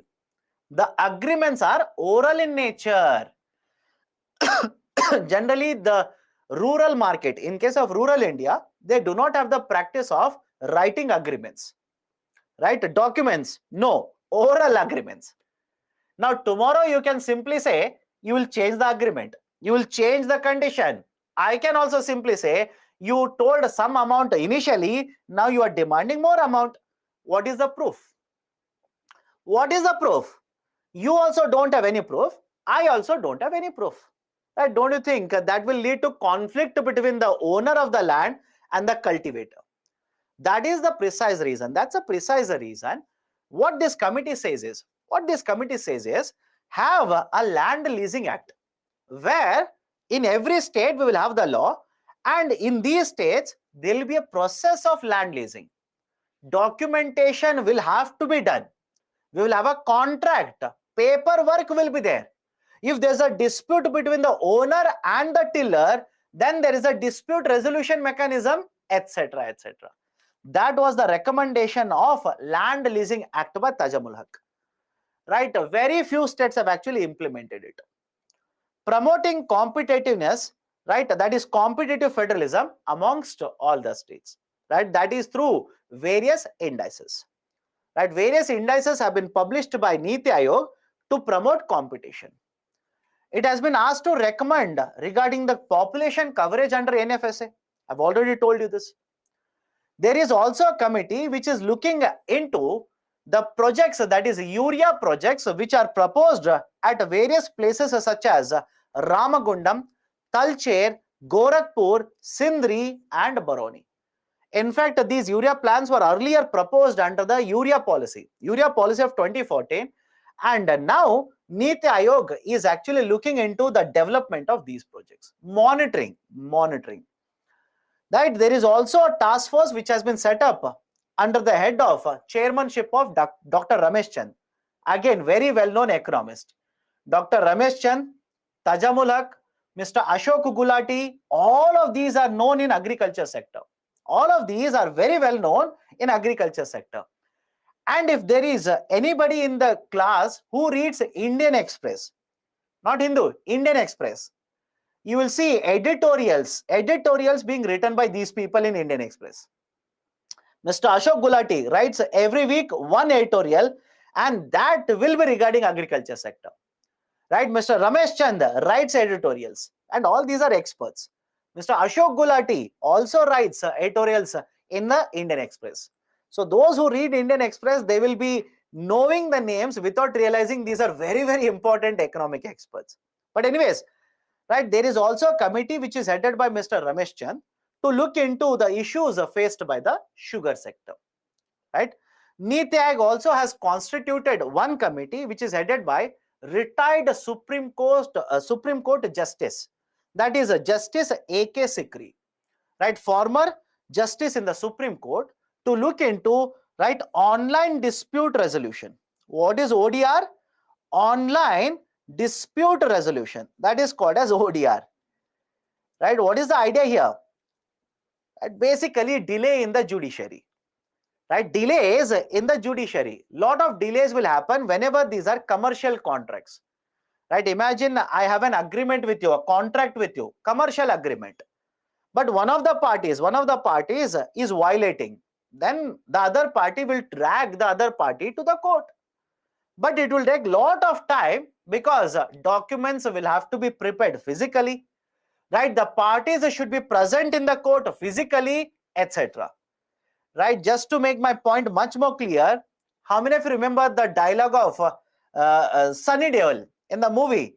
Right? Tariq pe Tariq pe Tariq. In fact, in one of the speeches by Justice very recently, one of the justices basically used the same dialogue. I do not want the Supreme Court to be a Tariq pe Tariq court. Anyways, there is a lot of delay. Lot of delay means disputes will be extended for a very longer duration.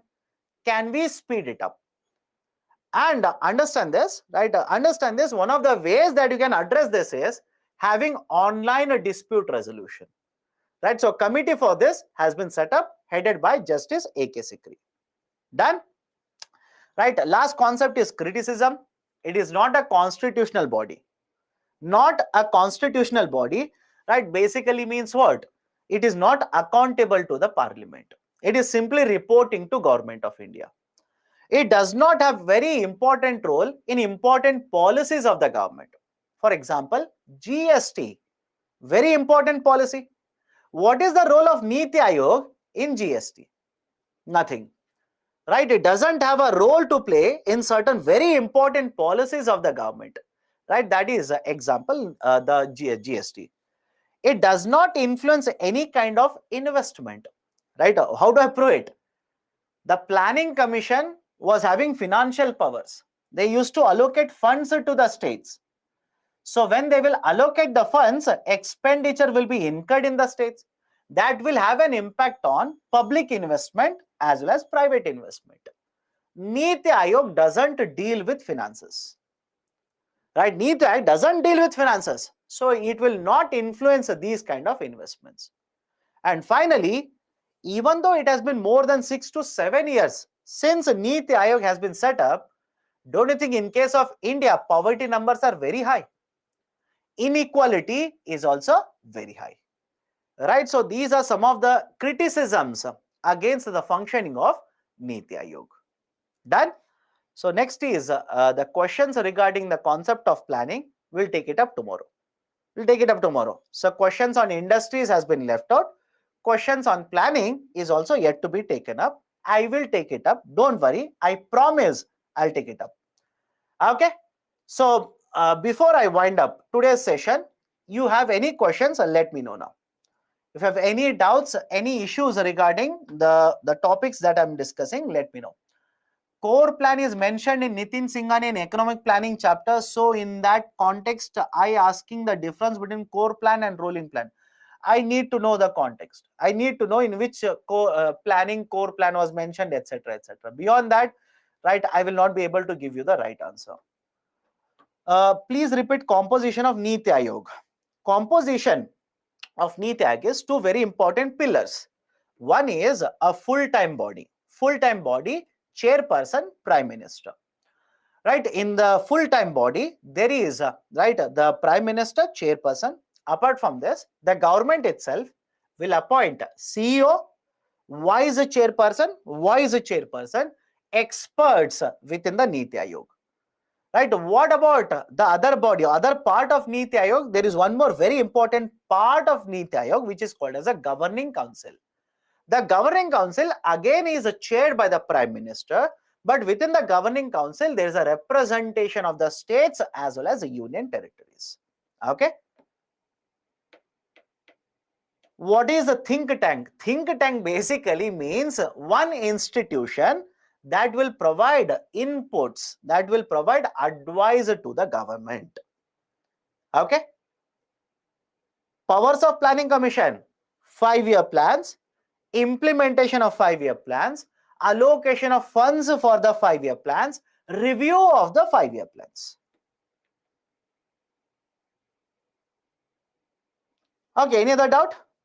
Repeat 10th 5-year plan. My dear, if you keep on asking repeat full 5-year plans, that becomes very difficult. How can you discuss the whole 5-year plan now? And now somebody will ask repeat whole planning. That simply means whole 3 hours I'll have to repeat. So 10th 5-year plan.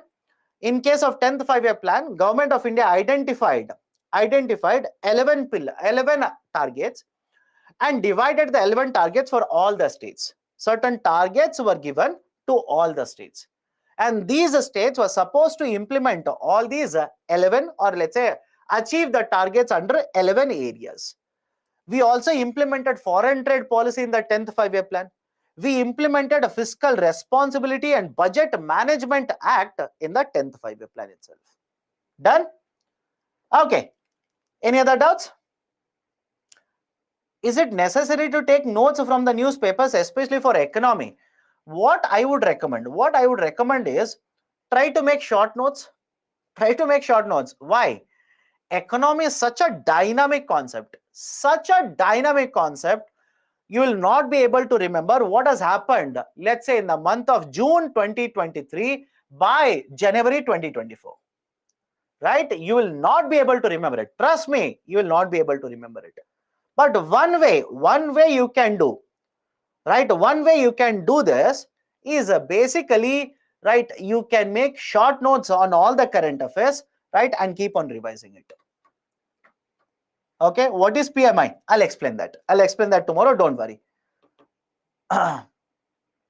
Niti Aayog has taken the financial power of the state. Who said Niti Aayog has taken away financial power of the state? Let me know.